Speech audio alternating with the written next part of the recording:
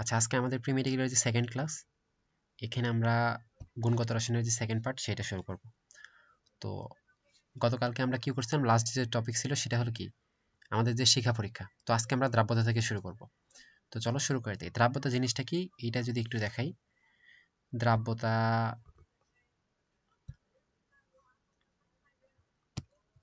তো দেখো এখানে দ্রাব্যতার সংজ্ঞা এখানে দেওয়া আছে। তাইলে দ্রাব্যতা আমরা জানি, প্রথম কথা যদি বলি এটা একটা ঘনমাত্রা, ঠিক আছে। দ্রাব্যতা হলো একটা কি ঘনমাত্রা, সম্পৃক্ত দ্রবণে ঘনমাত্রাকে দ্রাব্যতা বলে।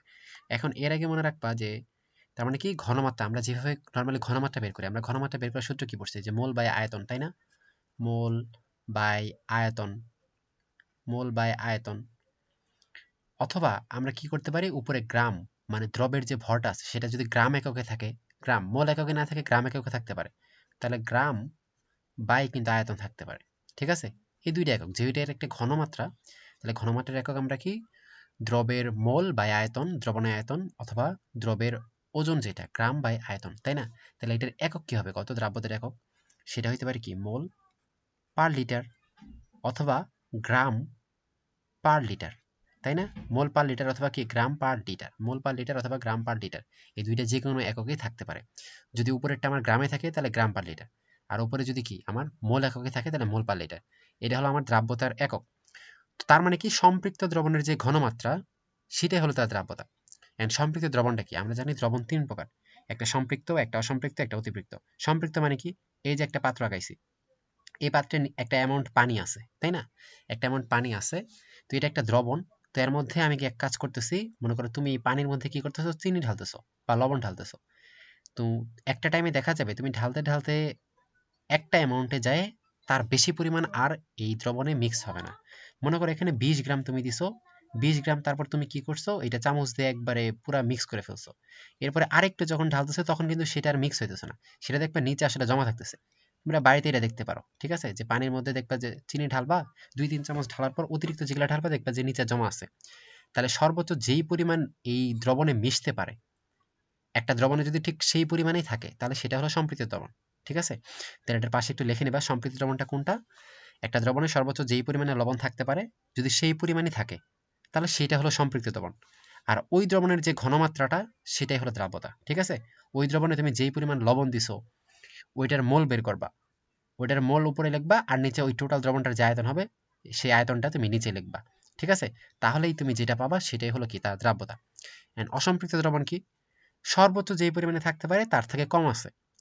সাপোজ মনে করো যে এখানে সর্বোচ্চ 20 গ্রাম থাকতে পারে, তুমি সেখানে কি করলা, 10 গ্রাম দিয়ে রাখছো। তার মানে এই কি আরো 10 গ্রাম এখানে থাকতে পারতো, বাট তুমি শুধু 10 গ্রামই দিয়ে রাখছো, তাহলে এটা হলো অসম্পৃক্ত, ঠিক আছে। তার মানে তার যতটুকু রাখার ক্ষমতা তার থেকে তুমি তারে কম দিছো, তাহলে এটা হলো অসম্পৃক্ত। আর অতিপৃক্ত মানে কি, সর্বোচ্চ যতটুকু রাখার ক্ষমতা তার থেকে তুমি আরো বেশি দিছো। এখানে 20 গ্রাম সর্বোচ্চ থাকতে পারে, তুমি দিয়ে দিছো 30 গ্রাম, তাহলে তুমি তো 30 গ্রাম দিছো, বাট এই দ্রবণটাতে সর্বোচ্চ 20 গ্রাম থাকতে পারবে, তাহলে 10 গ্রাম কিন্তু আমার নিচে কি এই তলানি হিসেবে জমা থাকবে। তাহলে এই 10 গ্রাম হলো কি নিচে তলানি হিসেবে জমা থাকবে, তাহলে এটা হলো অতিপৃক্ত। সর্বোচ্চ যেই পরিমাণে থাকতে পারে তার থেকে যদি আমি বেশি দিই সেটা হলো অতিপৃক্ত, কারণ সেখানে অর্ধক্ষেপ পড়ে, অতিরিক্তগুলো নিচে অর্ধক্ষেপ পড়ে। সর্বোচ্চ যেই পরিমাণে থাকতে পারে তার থেকে যদি কম পরিমাণে থাকে সেটা হলো অসম্পৃক্ত। আর সর্বোচ্চ যেই পরিমাণে থাকতে পারে যদি সেই পরিমাণে থাকে সেটা হলো সম্পৃক্ত। আমরা এই দ্রাব্যতা টপিকটা হলো শুধুমাত্র সম্পৃক্ত দ্রবণের ক্ষেত্রে, এই দুইটা ক্ষেত্রে না। তাহলে এই দুইটা ক্ষেত্রে আমরা আলোচনাই করব না।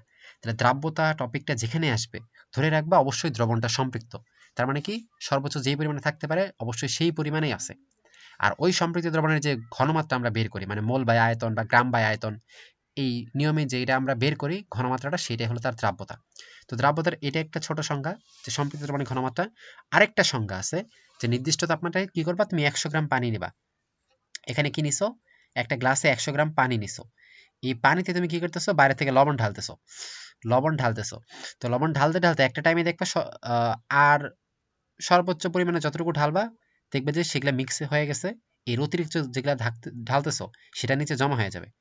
তাহলে সর্বোচ্চ যেই পরিমাণ লবণ এখানে দিলে দ্রবণটা আমার সম্পৃক্ত হয়ে যাবে, সেই পরিমাণটাই হলো কি তার দ্রাব্যতা, ঠিক আছে। কারণ ওই যে ওর মধ্যে তুমি যখন 20 গ্রাম দিবা, 20 গ্রাম তো মিক্স হয়ে যাবে, এরপর অতিরিক্ত তুমি যাই দিবা সব দেখবে নিচে জমা হয়ে থাকবে। তাহলে ওই যে সর্বোচ্চ যেই পরিমাণ দিলা, দেওয়ার কারণে কি দ্রবণটা আমার সম্পৃক্ত হয়ে গেল, ওই পরিমাণটাই হলো তার দ্রাব্যতা, ঠিক আছে। যদি এই লবণে তুমি 20 গ্রাম দাও, দেখো যে 20 গ্রাম প্রপার মিক্স হয়ে গেছে, ঠিক আছে? এর অতিরিক্ত যদি 21 গ্রাম দাও দেখবা যে 1 গ্রাম নিচে জমা হয়ে আছে। তাহলে 20 গ্রাম যে মিক্স হইলো এটা হলো কি অবশ্যই দ্রবণটারে সম্পৃক্ত করছে, তাই না? তাহলে যত গ্রাম দ্রবণটারে সম্পৃক্ত বানাই দিবে, মানে হাইয়েস্ট ক্যাপাসিটি অবস্থায় রাখবে, সেই পরিমাণটাই, সেই পরিমাণ লবণটাই হলো দ্রাব্যতা। তাহলে এখানে যেহেতু 20 গ্রামটা একদম মিক্স হয়ে গেছে, তার মানে কি এর দ্রাব্যতা হলো 20, এর কোনো একক টেকক নাই, ঠিক আছে? তাহলে এই অঙ্কে মনে রাখা লাগবে কোনো একক নাই। কোন ক্ষেত্রে? যেই ক্ষেত্রে আমার পানিটা ফিক্স 100 গ্রাম। এই যে এই জায়গা এই এককগুলা কি মোল পার লিটার, গ্রাম পার লিটার, এই ক্ষেত্রে যে লিটারটা দেখতেছো এই লিটারটা কিন্তু দ্রবণের, মানে ওই লবণ আর পানি মিলায় যে দ্রবণ তৈরি করছে তার আয়তন। কিন্তু এই যে অঙ্কে মানে যেটার একক 20 বা 30 সেখানে কেবলমাত্র পানি 100 গ্রাম, ঠিক আছে? সেখানে কিন্তু লবণটার আয়তন আমরা ওখানে নেই নাই, লবণটা যে মিক্স হয়ে আয়তনটা যে বাড়াই দিল ওই আয়তনটা আমরা নিই নাই, আমরা শুধু পানি কতটুকু আছে। তাহলে এখানে যখন তুমি 20 গ্রাম লবণটা যোগ করতেছো তখন কিন্তু দ্রবণের যে আয়তনটা সেটা কিন্তু আরো বাড়ে যাইতেছে, 100 থেকে আরো বেশি হয়ে যেতেছে, ঠিক আছে? তাহলে মনে রাখবা কেবলমাত্র দুই ধরনের একক হয়, একটা একক হলো ঘনমাত্রার যে একক মানে মোল পার লিটার বা গ্রাম পার লিটার, সেই ক্ষেত্রে লিটারটা হলো পুরা দ্রবণের আয়তন, আর মোল বা গ্রাম হলো কতটুকু লবণ আছে। আর আরেকটার কোনো একক থাকে না, একক বিহীন একক, ঠিক আছে? যে 20 বা 30, এই 20 বা 30 দিয়ে মনে রাখা লাগবে যে 100 গ্রাম পানিতে যদি আমি 20 গ্রাম লবণ দেই তাহলে দ্রবণটা সম্পৃক্ত হয়ে যায়। 30 যদি দ্রাব্যতা থাকে তার মানে যদি 100 গ্রাম পানির মধ্যে বা 100 গ্রাম দ্রাবকের মধ্যে যদি আমি 30 গ্রাম লবণ দেই তাহলে সেটা সম্পৃক্ত দ্রবণ তৈরি করে, ঠিক আছে? তাহলে জাস্ট এটা বলবো যে 100 গ্রাম পানিকে সম্পৃক্ত বানাইতে আমার যতটুকু লাগে, ওই যে 100 গ্রাম পানি নিছো এরপর তুমি ঢালতে ঢালতে যেই পরিমাণ সম্পৃক্ত বানাই দিচ্ছে সেটাই হলো কি দ্রাব্যতা, ঠিক আছে? তাহলে এই দ্রাব্যতার মনে করো দুইটা সূত্র আছে, এই একক দেখছো, একক দেখেই তুমি বুঝতে পারবে দুইটা সূত্র আসলে কি। সেটা প্রথম একটা সূত্র, এই সূত্র কেমনে আসছে এটা আমি দেখাইতেছি না। দ্রাব্যতা এস সলিবিলিটি এটা কেমনে প্রকাশ করে, উপরে হলো ছোট হাতের এম, নিচে হলো বড় হাতের এম মাইনাস ছোট হাতের এম ইন্টু 100। তাহলে এটা কোন ক্ষেত্রে হবে কত? এটা এই বড় হাতের এম, এম দ্বারা বোঝায় কি দ্রবণের ভর, এগুলা সবই হলো ভর। বড় হাতের এম মানে দ্রবণের ভর, আর ছোট হাতের এম মানে দ্রবের ভর, দ্রবের ভর, ঠিক আছে? আর এস মানে কি দ্রাব্যতা, এস মানে হলো দ্রাব্যতা। তাহলে দ্রাব্যতা সমান কি ছোট হাতের এম মানে দ্রবের ভর, আর নিচে দেখো বড় হাতের এম মাইনাস ছোট হাতের এম, তাহলে বড় হাতের এম মানে কি দ্রবণের ভর, মানে পানি আর চিনি দুইটা মিলায় যে দ্রবণটা আছে সেটা, আর সেখান থেকে ছোট হাতের এম মাইনাস ছোট হাতের এম মানে দ্রবের ভর। তাহলে পানি আর চিনি যদি দ্রবণ থেকে আমি দ্রব বাদ দিই তাহলে শুধু আমি কি দ্রাবক পাবো। তাহলে এটা হলো কি উপরে হলো দ্রবের ভর, দ্রবের ভর, আর নিচে আমার কি দ্রাবকের ভর, দ্রাবকের ভর, ঠিক আছে? এটা গুণন 100, দ্রবের ভর বাই দ্রাবকের ভর ইন্টু 100, এটা হলো দ্রাব্যতা। এটা হলো কোন, কখন তুমি এই সূত্রটা ইউজ করবা, যখন দেখবা সবগুলাই আমার ভর এককে আছে মানে গ্রাম এককে, দ্রবণ দ্রব্য দ্রাবক তিনটাই যখন আমার গ্রাম এককে থাকবে তখন আমি এই সূত্রে করব। আর এই সূত্রের কোনো একক নাই, মানে এই যে 20 বা 30 আমি যা দেখাইলাম ওটা আমি এই সূত্র দিয়েই পাইছি, ঠিক আছে?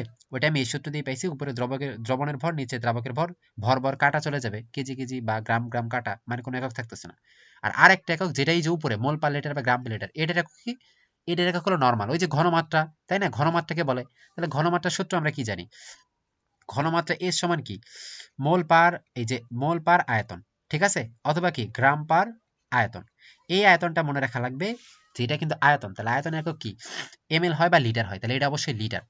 তাহলে এই ভিটা কি দ্রবণের, দ্রবণের আয়তন অবশ্যই লিটার এককে, আয়তন অবশ্যই কি লিটার এককে, ঠিক আছে? আর এন মানে তো মোল সংখ্যা, আর গ্রাম মানে কি যে ভর, ওই লবণটার যে ভর। তাহলে এই যে যখন তুমি এই সূত্রটা ইউজ করবা এন বাই ভি, তখন একক হবে কি মোল পার লিটার, মোল পার লিটার। আর যখন গ্রাম পার আয়তন ইউজ করবা তখন কি হয়ে যাবে গ্রাম পার লিটার। দুইটার মধ্যে পার্থক্য কি হতো, এই সূত্রে আমি বলছি যে দ্রবণ দ্রব্য দ্রাবক সবগুলাই আমার গ্রাম, মানে সবগুলোর ওজন দেওয়া থাকবে বা ভর দেওয়া থাকবে, গ্রাম এককে থাকবে সব, তোমার অঙ্কে সবগুলো গ্রাম। আর এই অঙ্কে এই সূত্র কখন ইউজ করবা, যখন আয়তনটা তোমার লিটারে বা এমএল এ দেওয়া থাকবে, ভিটা আমার লিটারে থাকবে অথবা এমএল এ থাকতে পারে। যখন প্রশ্নে দেখবা যে ভিটা তোমার লিটার আর ভি মানে দ্রবণের আয়তন, এই দ্রবণের, আর এখানে যে বড় হাতের এমটা দেখতেছো এটা হলো মানে দ্রবণের ভর মাইনাস ছোট হাতের এম মানে কি দ্রাবকের ভর, ঠিক আছে? তাহলে তুমি শুধু মনে রাখো যে আমার যদি এমএল বা লিটার দ্রবণের আয়তন যদি এমএল বা লিটার এককে থাকে তাহলে আমি এই সূত্র দিব, ঠিক আছে? সেখানে মোল পার আয়তন এটা, এন্ড কখন মোল পার আয়তন কখন গ্রাম পার আয়তন করবা, তোমার যদি একটা অচেনা লবণ দেয় তো সেই লবণে তো তুমি আণবিক ভর জানো না, তাহলে সেখানে তো তুমি তার মোল বের করতে পারবে না, তখন তুমি গ্রাম পার লিটার এটা করে দিবা। অথবা তোমার প্রশ্নে যদি এমসিকিউ আসে তাহলে অপশনগুলোতে দেখবা যে সবগুলো অপশনে হয়তো মোল পার লিটার থাকবে বা গ্রাম পার লিটার থাকবে। যদি গ্রাম পার লিটার থাকে তাহলে জাস্ট তার যত গ্রাম আছে, লবণটা যত গ্রাম আছে বাই দ্রবণের টোটাল যে আয়তন সেটা এখানে বসাই দেবে লিটারে। তাহলে এটা ভাগ করলেই হয়েছে, ঠিক আছে। আর যদি মোল পার লিটারে থাকে তখন দ্রবণ যদি দেখবে যে দ্রবের ভর দিয়ে রাখছে, তখন ওই ভরটারে কি আণবিক ভর দ্বারা ভাগ করতে হবে। দ্রবের ভরকে যদি আণবিক ভর দ্বারা ভাগ করো তাহলে তো মোল পাবা। তাহলে মোল বাই নিচে আয়তন। তাহলে এক কথায় এই সূত্রটা কেবলমাত্র সবগুলাই আমার ভরে থাকবে, আর এই সূত্র আমার কি সবগুলাই মানে এখানে আয়তনটা লিটার বা এমএল এ থাকবে। আর এখানে তোমার দ্রাবকের ভর আমি লিখছি না, দ্রবের ভর বা দ্রাবকের ভর, এখানে তোমার কখনো কখনো শুধু এম দেওয়া থাকতে পারে, মানে দ্রবণের ভর দেওয়া থাকতে পারে, ঠিক আছে। তাহলে দ্রবণের ভর দেওয়া থাকলে এই এম এর জায়গাতে দ্রবণের ভর বসাবা, মাইনাস এইচ এখানে কি দ্রবের ভর বসাবা, আর উপরে আমার দ্রবের ভর বসাবা। আর অনেক টাইমে দ্রাবকের ভর থাকতে পারে, তাহলে এই বড় হাতের এম মাইনাস ছোট হাতের এম মানে দ্রবণ মাইনাস দ্রব্য, এটাই কিন্তু দ্রাবক। তাহলে তখন বড় হাতের এম মাইনাস ছোট হাতের এম যেটা, সেই জায়গাতে তুমি দ্রাবকের ভরটা বসাবা, ঠিক আছে। সেখানে দ্রাবকের ভর, দ্রাবক মানে শুধু পানির ভর, ঠিক আছে। তাহলে যদি কখনো দ্রাবকের ভর চাই তাহলে বড় হাতের এম মাইনাস ছোট হাতের এম এই টোটাল জায়গা মিলেই কিন্তু দ্রাবকের ভর হবে। যদি দ্রবণের ভর চাই তাহলে শুধু বড় হাতের এম এর জায়গাতে, কারণ পাশে আমি এগুলো লিখে দিছি। এন্ড আরেকটা কথা, এখন নরমালি একটা জিনিস মনে রাখবা যে আমাদের যদি তাপমাত্রা আমি বাড়াই তাহলে আমার দ্রাব্যতা বাড়ে। কি বললাম? তাপমাত্রা যদি আমি বাড়াই ম্যাক্সিমাম ক্ষেত্রে তাহলে আমার দ্রাব্যতা বাড়বে, ঠিক আছে। তাপমাত্রা বাড়াইলে দ্রাব্যতা আমার বাড়ে, এটা অল টাইম আমার মনে রাখা লাগবে।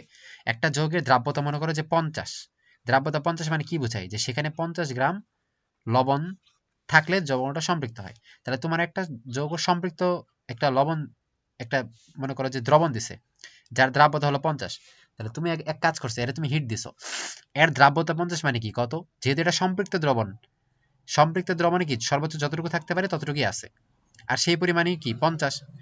তাহলে এর দ্রাব্যতা 50 মানে বুঝাইতেছে যেখানে আমার 50 গ্রাম লবণ আছে, তাই না। ওই 50 গ্রামটাই এর সম্পৃক্ত বানাই দিছে। তো তুমি যখন তার হিট দিছো এর দ্রাব্যতা বাড়ে গেছে, তো দ্রাব্যতা তখন 50 থেকে কত 60 হয়ে গেছে। তাহলে 60 হওয়ার দ্বারা কি বুঝাইলো যে এই এখন এই দ্রবণে আমার 60 গ্রাম লবণ থাকলে সেটা সম্পৃক্ত হবে, বাট ছিল তো 50, তাই না। তুমি তো 50টাই তো তুমি হিট দিছো, তো 50টা হিট দিছো দিয়া এখন ওই যোগের চাহিদা বাইরে হয়ে গেছে 60, মানে এখন 60 হলে সে সম্পৃক্ত হবে, তাছাড়া হবে না। তাইলে এখন তুমি হিট দেওয়ার কারণে এর দ্রাব্যতা হয়ে গেল 60, মানে এর এখন 60 প্রয়োজন, বাট আছে তো 85। তার মানে কি সর্বোচ্চ যেই পরিমাণে থাকতে পারে তার থেকে 10 গ্রাম কম আছে, তার মানে কি এটা অসম্পৃক্ত হয়ে গেল। এই জন্য তাপমাত্রা বাড়াইলে সম্পৃক্ত দ্রবণ কিন্তু অসম্পৃক্ত হয়। কেন? কারণ তাপমাত্রা বাড়লে তার চাহিদা বেড়ে যায়, বাট সে অনুযায়ী সে তো আর পাইতেছে না, কারণ আগে যা ছিল এখন তো তাই আছে, তুমি তো এটা বাড়াও নেই। তাহলে তুমি তাপমাত্রা বাড়াইলে যৌগের দ্রাব্যতা কি হয় বেড়ে যায়, ঠিক আছে। ফলে সম্পৃক্ত দ্রবণ কিন্তু অসম্পৃক্ত হয়ে যায়। আর উল্টাটা তুমি যদি তাপমাত্রা কমাও তাহলে কি হয়ে যায়, অসম্পৃক্ত দ্রবণ সম্পৃক্ত হয়ে যায়। তো এটা একটু তোমরা লিখে নিবা, ঠিক আছে। তাহলে তাপমাত্রা তুমি যদি বাড়াও, তাপমাত্রা মনে করো বাড়াইতেছো, তাহলে কি হয়ে যাবে সম্পৃক্ত দ্রবণ অসম্পৃক্ত হয়ে যায়, অসম্পৃক্ত অসম্পৃক্ত হয়ে যায়। তাপমাত্রা বাড়লে সম্পৃক্ত দ্রবণ অসম্পৃক্ত হয়ে যায়, জাস্ট এটার উল্টা। তুমি যদি তাপমাত্রা কমাও তাহলে অসম্পৃক্ত কিন্তু সম্পৃক্ত হয়ে যায়। যদি তাপমাত্রা তুমি কি করতেছো কমাইতেছো তাহলে অসম্পৃক্ত সম্পৃক্ত হয়ে যায়, কারণ তাপমাত্রা কমালে দ্রাব্যতা কমে, তাই না, মানে তার চাহিদা কমে। ফলে আগে যেটা আসছিল সেটা দিয়ে তার কিন্তু কি চাহিদা মিটে যায়, ঠিক আছে। অসম্পৃক্ত দ্রবণ সম্পৃক্ত হয়ে যায়, সম্পৃক্ত হয়ে যায়, ঠিক আছে। এই দুইটা মনে রাখবা। আর নরমাল অবস্থায় মনে রাখবা যে তাপমাত্রা বাড়লে আমার দ্রাব্যতা বাড়ে, কিন্তু কয়েকটা ব্যতিক্রম আছে যাতে তাপমাত্রা বাড়লে দ্রাব্যতা কমে, সেটাই আমরা একটু দেখবো। তাহলে আপাতত এই একটা স্লাইড কিন্তু আমি সবগুলাই বিষয় নিয়ে আলোচনা করছি, এই স্লাইডটা তোমরা ভালো করে তোমাদের খাতাটাতে তুলে রাখবা, ঠিক আছে। তাহলে তোমরা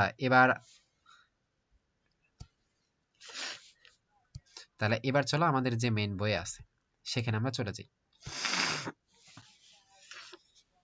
তাইলে এখানে দেখো, এখানে আমি যা সংজ্ঞা দিলাম এখানে ওই সংজ্ঞাটাই আছে। আর এখানে দেখো এই যে এখানে এস সমান কি, ওই যে গ্রাম, এখানে কি গ্রাম বাই আয়তন, আর এটা হলো কি মোল বাই আয়তন, ঠিক আছে, দেওয়া আছে। এটা কেবলমাত্র কখন, যখন আমার আয়তনটা লিটার এককে দেওয়া থাকবে, ঠিক আছে। এমএল দেওয়া থাকলে তুমি কি করবে লিটারে বানাই নিবা, ঠিক আছে।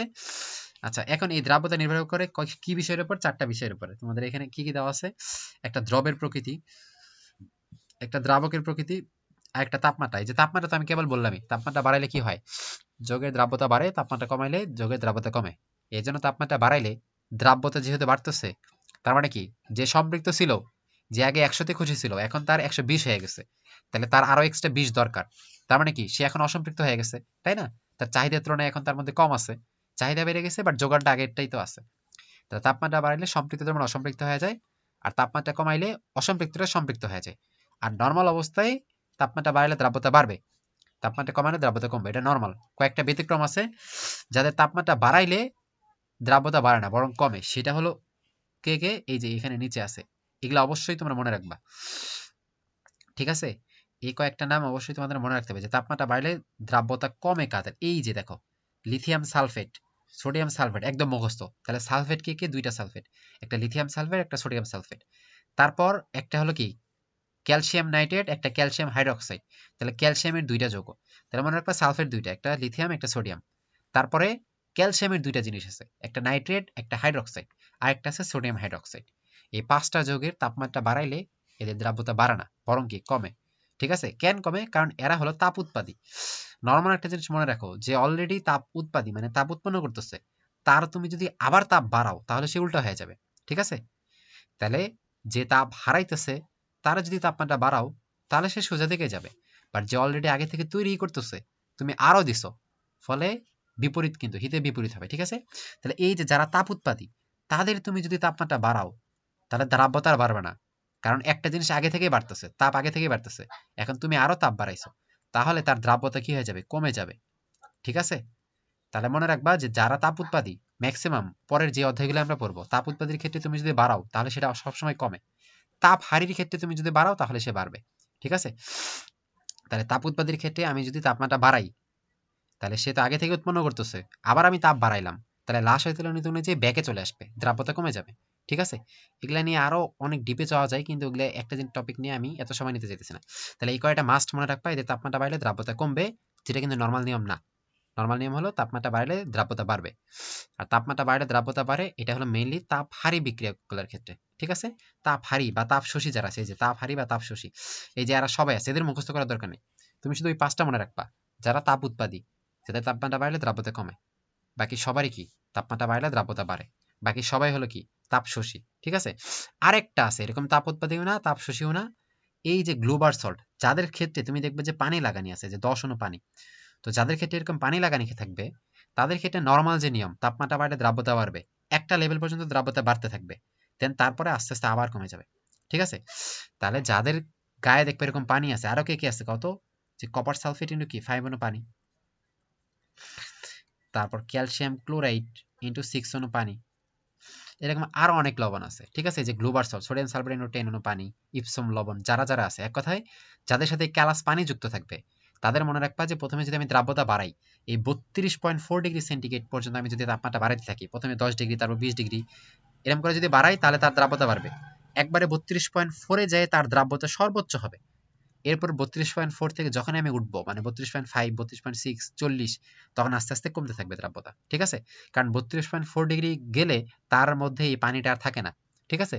পানি থাকে না, তার পরবর্তী প্রক্রিয়াগুলো হয় তাপ উৎপাদী, এই জন্য তাদের দ্রাব্যতা কমতে থাকে। তাহলে 32.4 ডিগ্রি পর্যন্ত আমাদের তাপমাত্রা বাড়বে, প্রথমে বাড়বে, তারপরে আস্তে আস্তে কমে। এটা কিন্তু খ নম্বরে তোমাদের এসএসসিতে আসে, ঠিক আছে? গ্লোবাল সল্ট মানে কি, সংজ্ঞাটা মনে রাখবা, সোডিয়াম সালফেট ইনটু 10 অণু পানি। তাইলে আমরা এই যে এখানে দেখলাম যে এই যে একটা হলো দ্রবের প্রকৃতি দেখলাম, কারণ এই যে কিছু কিছু দ্রব্য কি কমাইতেছে, কিছু কিছু দ্রব্য বাড়াইতেছে, তাই না? যারা তাপ উৎপাদী তারা কমাইতেছে, যারা তাপ হারি তারা বাড়াইতেছে। আমার দ্রাবকের প্রকৃতি আছে, আবার তাপমাত্রা, তাপমাত্রা তো আমরা বললামই, তাই না? তাহলে এখান থেকে আমি যেগুলো বললাম এগুলা মোটামুটি, এগুলাই তোমার মোটামুটি কভার হয়ে যাবে। অঙ্কগুলো এখানে এগুলা বেশ কয়েকটা অঙ্ক ছোটখাটো তোমাদের এখানে আছে, তোমরা এগুলো একটু প্র্যাকটিস করবা, ঠিক আছে? মেডিকেলের জন্য এত কঠিন জিনিস আসবে না, ছোট ছোট যেগুলো অঙ্ক আছে, যে বক্সগুলো আছে, এগুলা কিন্তু দেখবা যে তুমি পারতেছো। আর বাকি যেগুলো বড় বড় আছে এগুলো সিকিউ এর জন্য কিছু কিছু আছে, ওগুলা আমাদের। আচ্ছা, এবার এখানে তার মানে দ্রাব্যতাটার ওই দুইটা সূত্রতে আমি বের করতে পারতেছি, ঠিক আছে? অঙ্ক দেখবা যে একটা আছে, এরপর একটা টপিক আছে যে দ্রাব্যতা গুণফল, ঠিক আছে? দ্রাব্যতা গুণফল। আচ্ছা, এখানে একটা কথা আছে যে সমায়নের কারণে দ্রাব্যতা অল টাইম কমে, এটা একবারে মুখস্থ করে রাখো। সমায়নের কারণে দ্রাব্যতা সবসময় কমবে, ঠিক আছে? একটা মনে করো যে পানির মধ্যে একটা লবণ থাকতে পারে 20 গ্রাম, তাই না? একটা লবণের মনে করো একটা আয়ন থাকতে পারে 20 গ্রাম, তুমি বাইরে থেকে আরে ওই সেম পরিমাণে আরেকটা দিছো 10 গ্রাম, মনে করো দ্রবণের মধ্যে আছে কি ক্যালসিয়াম হাইড্রোক্সাইড আছে, ঠিক আছে, এটা হলো 20 গ্রাম থাকতে পারে। তুমি বাইরে থেকে কি করলা, কত, তুমি বাইরে থেকে দিলে ক্যালসিয়াম ক্লোরাইড দিলা 10, তাহলে ক্যালসিয়াম হাইড্রোক্সাইড 20, তো ক্যালসিয়াম হাইড্রোক্সাইড 20 মানে কি, ক্যালসিয়ামও 20, হাইড্রোক্সাইডও যেহেতু 2 আছে 20 20 40 হবে। এগুলা ভাঙানোর নিয়ম আমি দেখাইতেছি না। তার মানে ক্যালসিয়াম হাইড্রোক্সাইড 20 মানে ক্যালসিয়াম 20, তার মানে 20 তার এখানে থাকতে পারে। তো তুমি যে এই ক্যালসিয়াম ক্লোরাইড 10 দিলা, ক্যালসিয়াম ক্লোরাইড 10 দেওয়া মানে কি, ক্যালসিয়াম 10 তুমি বাইরে থেকে দিছো। তো এই দ্রবণটায় ক্যালসিয়াম হাইড্রোক্সাইডের দ্রাব্যতা ছিল 20, মানে ক্যালসিয়াম হাইড্রোক্সাইড মানে ক্যালসিয়াম 20 থাকতে পারে, সর্বোচ্চ 20 থাকতে পারে, ওইটাই ছিল। বাট তুমি মাতবরি করে বাইরে থেকে কি করছো, 10 গ্রাম ক্যালসিয়াম ক্লোরাইড দিয়ে দিছো। তাহলে তুমি যে 10 গ্রাম ক্যালসিয়াম ক্লোরাইড দিলা, এই 10 গ্রাম ওই 20 গ্রামের সাথে যুক্ত হয়ে কি 30 বানাই দিল। বাট এই যোগের ক্যাপাসিটি তো 20, কারণ সে 20 নিয়ে সম্পৃক্ত ছিল প্রথমে, সুখে ছিল। তো এখন তো 30 হয়ে গেল, বাট 30 তো দ্রবণে থাকতে পারবে না, তার মানে তার 10 মাইনাস করতে হবে। তাহলে 10 কোন 10 মাইনাস করবে, এই যে এর আগে যে 20 এখানে ছিল ওইখান থেকে 10 মাইনাস হয়ে যাবে, একটা হবে না। কারণ কি, কারণ এই মনে করে যে ভালো লবণ এই পুরাটাই আয়নিত হয়ে যায়। বাট আমরা দ্রাব্যতা যাদের ক্ষেত্রে পড়ি সব স্বল্প দ্রবণীয় যৌগ, মানে যারা পুরাপুরি দ্রবণে ভাঙে না, অল্প ভাঙে, ঠিক আছে, যখন দরকার পড়ে তখন একটু ভাঙে, আবার কখনো ভাঙা জিনিসগুলো আবার জোড়া লাগে যায়। কিন্তু আমি বাইরে থেকে যেটা এক্সট্রা অ্যাড করছি, সময়ন যেটা অ্যাড করছি সেটা কিন্তু পুরা মানে একবারে আয়নিত হয়ে যায়। তো যখন আমি এরে 10 দিছি, এই পুরাপুরি 10 ভেঙে গেছে একবারে, মানে ওই 10 আর ব্যাক হওয়ার সুযোগ নাই। তাহলে যেহেতু এখন থাকতে পারে 20, বাট হয়ে গেল 30, তাহলে 10 আমার মাইনাস করতে হবে। বাট পরবর্তী যেটা যোগ করলাম সেই 10 তো আর ব্যাক করা সম্ভব না, কারণ সেটা হলো কি পুরাপুরি আয়নিত হয়ে যায়, এটা হলো ভালো লবণ। এই জন্য কি হবে, আগের যেই স্বল্প দ্রবণীয় যৌগটা ছিল মেইন যে যৌগটা, তার 10 হয় কি ব্যাক হয়ে যায়, ব্যাক হয়ে জোড়া লাগে ওই যৌগটা তৈরি করে। এটার দ্বারা কি বোঝাইলো, যৌগটা আগে 20 গ্রাম এর মধ্যে ছিল, এখন কিন্তু তার 10 থাকলো, তার মানে কি তার 10 মাইনাস হয়ে গেল, 10 কমে গেল, তার মানে তার দ্রাব্যতা আসলে 10 কমে গেল। এইটার কারণে কি হয়ে যায়, যে সমায়নের কারণে, মানে বাইরে থেকে যদি আমি সেম আয়ন বিশিষ্ট একটা যৌগ দিই, তাহলে প্রথম যে যৌগটা ছিল তার কিন্তু দ্রাব্যতা এইভাবে কমে যায়, ঠিক আছে, কারণ বাইরেরটা ওর জায়গা দখল করে। মানে নর্মালি তুমি মনে রাখো তোমার স্কুল বাসে মনে করো 20 জন বন্ধু আছে, 20টা সিটও আছে, এখন বাইরে থেকে আর 10 জন বন্ধু আসলো, তাহলে এখন কি তোমার নিজের থেকে মাইনাস করতে হবে, তাই না, তাদের 10টা বসাইতে গেলে তোমাদের নিজের 10 জনটা উঠাই দিতে হবে, তাহলে ওইটাই সিস্টেম, ওরা নিজেরটা উঠাই দেয়, বাইরেরটা উঠায় না কেন, কারণ বাইরেরটা একবার ঢুকে গেলে সে আর বের হবে না, কারণ সে কি পূর্ণ আয়নিত, পুরাপুরি ভেঙে যায়। বাট তোমার ভিতরে যারা আছে তারা বাইরেও যেতে পারবে, ভিতরেও যেতে পারবে, এই জন্য তোমাদের থেকে আসলে ওঠানি হয়। আচ্ছা, এগুলা নিয়ে আমাদের ছোটখাটো আরো একদম বিস্তারিত ভিডিও আছে, যেহেতু এটা প্রি মেডিকেল টাইপের ক্লাস এই জন্য আমি অত বিস্তারিত বলতেছি না। এখন আমরা দেখো দ্রাব্যতা গুণফল, আমরা তো দ্রাব্যতা মানে কি একটা ঘনমাত্রা বললাম, তাই না, শুধুমাত্র সম্পৃক্ত দ্রবণের ঘনমাত্রা, এটা হলো দ্রাব্যতা। আর দ্রাব্যতা গুণফল মানে কি, ওই যে আমি দ্রাব্যতা যেগুলা পাইলাম ওদের জাস্ট আমি গুণ করে দেব, ঠিক আছে, সেটা হলো কি আমার কেএসপি, মানে দ্রাব্যতা গুণফল। দ্রাব্যতা গুণফল বের করার সহজ কিছু সূত্র আছে তোমরা জানো। মনে করো এখানে কি ক্যালসিয়াম হাইড্রোক্সাইড আছে, মনে করো ক্যালসিয়াম হাইড্রোক্সাইড, এই ক্যালসিয়াম হাইড্রোক্সাইডটা ভেঙে আমি কি তৈরি করবে, কত ক্যালসিয়াম প্লাস আর দুইটা হাইড্রোক্সাইড মাইনাস, তাই না, দুইটা হাইড্রোক্সাইড। মনে রাখবা এই যে দুইটা আছে এই দুইটা কিন্তু অর চার্জ, তার মানে অর মাথায় আমার চার্জ হিসেবে দেওয়া লাগবে, তাহলে ওই দুইটা আমি এর মাথায় চার্জ দিয়ে দিছি। আর এখানে যে ওয়ানটা আছে মনে মনে সেই ওয়ানটা কিন্তু এর চার্জ, তাহলে ওই এর আগে এই ওয়ান চার্জ দিয়ে দিছি। এই দুইটা অর চার্জ হইলেও এই দুইটা কিন্তু এর সংখ্যা, যার ধারে আছে তার সংখ্যা, তাহলে হাইড্রোক্সাইডের আগে এই জন্য আমি 2 দিছি। তেমনি এই ওয়ানটা অর চার্জ হইলেও এই ওয়ানটা কিন্তু ক্যালসিয়ামের সংখ্যা, এই জন্য ক্যালসিয়াম ওয়ান দিছি। এটা ভাঙার নিয়ম তোমরা জানো।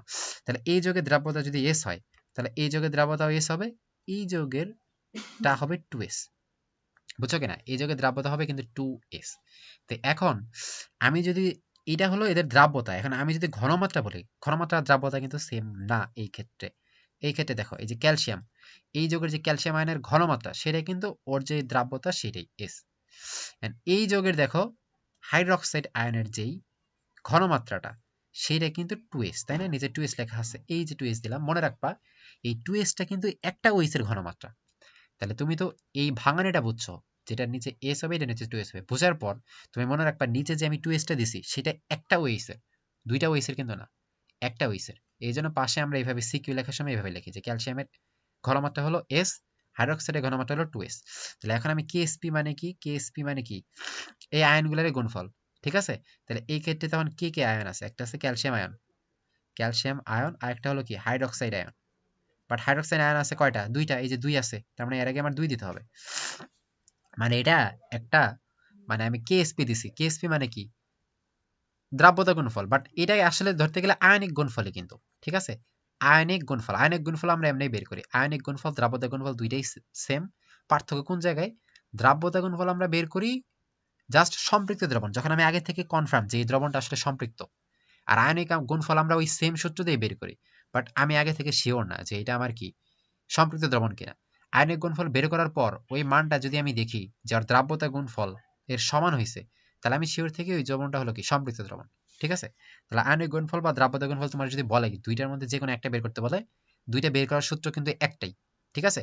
দ্রাব্যতা গুণফল এটা কখন হবে? যখন আমি শিওর থাকবো, প্রশ্নে দেওয়া থাকবে যে দ্রবণটা সম্পৃক্ত, সেই ক্ষেত্রে ওটা আমি যেটা পাবো গুণ করে সেটা আমার দ্রাব্যতা গুণফল। আর যদি বলে না দেয় যে এটা আসলে সম্পৃক্ত দ্রবণ কিনা আমি জানি না, তোমারে যদি উল্টা প্রমাণ করতে বলে যে এটা আসলে সম্পৃক্ত দ্রবণ কিনা প্রমাণ করো, তখন তুমি এই সেম নিয়মেই বের করবা যেটা, কিন্তু তখন তুমি যেটা বের করতেছো এটা হলো কেআইপি, কারণ তুমি তো আগে থেকে শিওর না যেটা সম্পৃক্ত কিনা। এই জন্য তখন তুমি দ্রাব্যতা গুণফল যে বের করতেছো এটা তুমি বলতে পারবে না, তুমি বলতে পারবা যে এটা আমি আয়নিক গুণফল বের করলাম। এরপর ওরা দেখবা যে দ্রাব্যতা গুণফলের একটা মান প্রশ্নে দিয়ে দিছে, ওই মানটা তোমার বের করা মানের যদি সমান হয়, তাহলে তুমি শিওর থাকো যে এটা অবশ্যই দ্রাব্যতা গুণফলের সমান হয়, যেহেতু হয়েছে তার মানে আমি যেটা সূত্র দিয়ে বের করলাম এটা অবশ্যই একটা সম্পৃক্ত দ্রবণ, তাই না? এটা একটা দ্রাব্যতা গুণফল পাইলাম, মানে এটা একটা সম্পৃক্ত দ্রবণ। আর যদি দেখো যে তুমি যেটা বের করছো কেআইপি, সেটা যদি দ্রাব্যতা গুণফলের বেশি হয়, দ্রাব্যতা গুণফল মানে কি? সর্বোচ্চ যে পরিমাণ থাকতে পারে সেই পরিমাণ নিয়ে আমি যেটা গুণফল করছিলাম সেটা। আর কেআইপি মানে কি? আমি কতটা পাইছি, ভিতরে কতটা আছে এটা। ঠিক আছে? আমি অঙ্ক করে কত পাইছি। তাহলে দ্রাব্যতা মানে মনে রাখো যে এটা একটা ফিক্সড, এটা সর্বোচ্চ যে পরিমাণ থাকতে পারে একটা অ্যামাউন্ট, প্রত্যেকটা যোগের ক্ষেত্রে আলাদা হয়।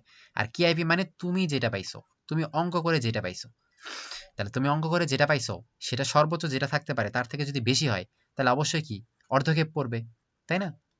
কারণ আমি যেটা পাইছি সেটা সর্বোচ্চ যে পরিমাণ থাকতে পারে তার থেকে বেশি হয়েছে, তাহলে অতিরিক্তগুলো কই থাকবে? নিচে জমা হয়ে থাকবে, তার মানে অর্ধক্ষেপ পড়বে। আর তুমি যদি দেখো তুমি যেটা পাইছো সেটা সর্বোচ্চ যেই পরিমাণে থাকতে পারে তার থেকে কম, সর্বোচ্চ যেই পরিমাণে থাকতে পারে তার থেকে কম আছে, তাহলে এটা কি অসম্পৃক্ত, তাই না? আর দুইটা যদি সমান হয় কেআইপি কেএসপি, তার মানে কি যে পরিমাণ থাকতে পারে সেই পরিমাণে আমি পাইছি, তার মানে এটা একটা সম্পৃক্ত দ্রবণ। বুঝছো? তাহলে এই যে আমি করলাম এখানে ক্যালসিয়ামের হলো কত এস, আর হাইড্রোক্সাইড হলো কত 2s, 2s এর উপর স্কয়ার, তার মানে কি 4s কিউব হয়ে যায়। তাহলে এইটা হলো এর দ্রাব্যতা গুণফল। ঠিক আছে? 4s cube. এই যে আমি যে দুইটা ঘনমাত্রা লিখলাম, এই পর্যন্ত যৌগটা কি ছিল কত?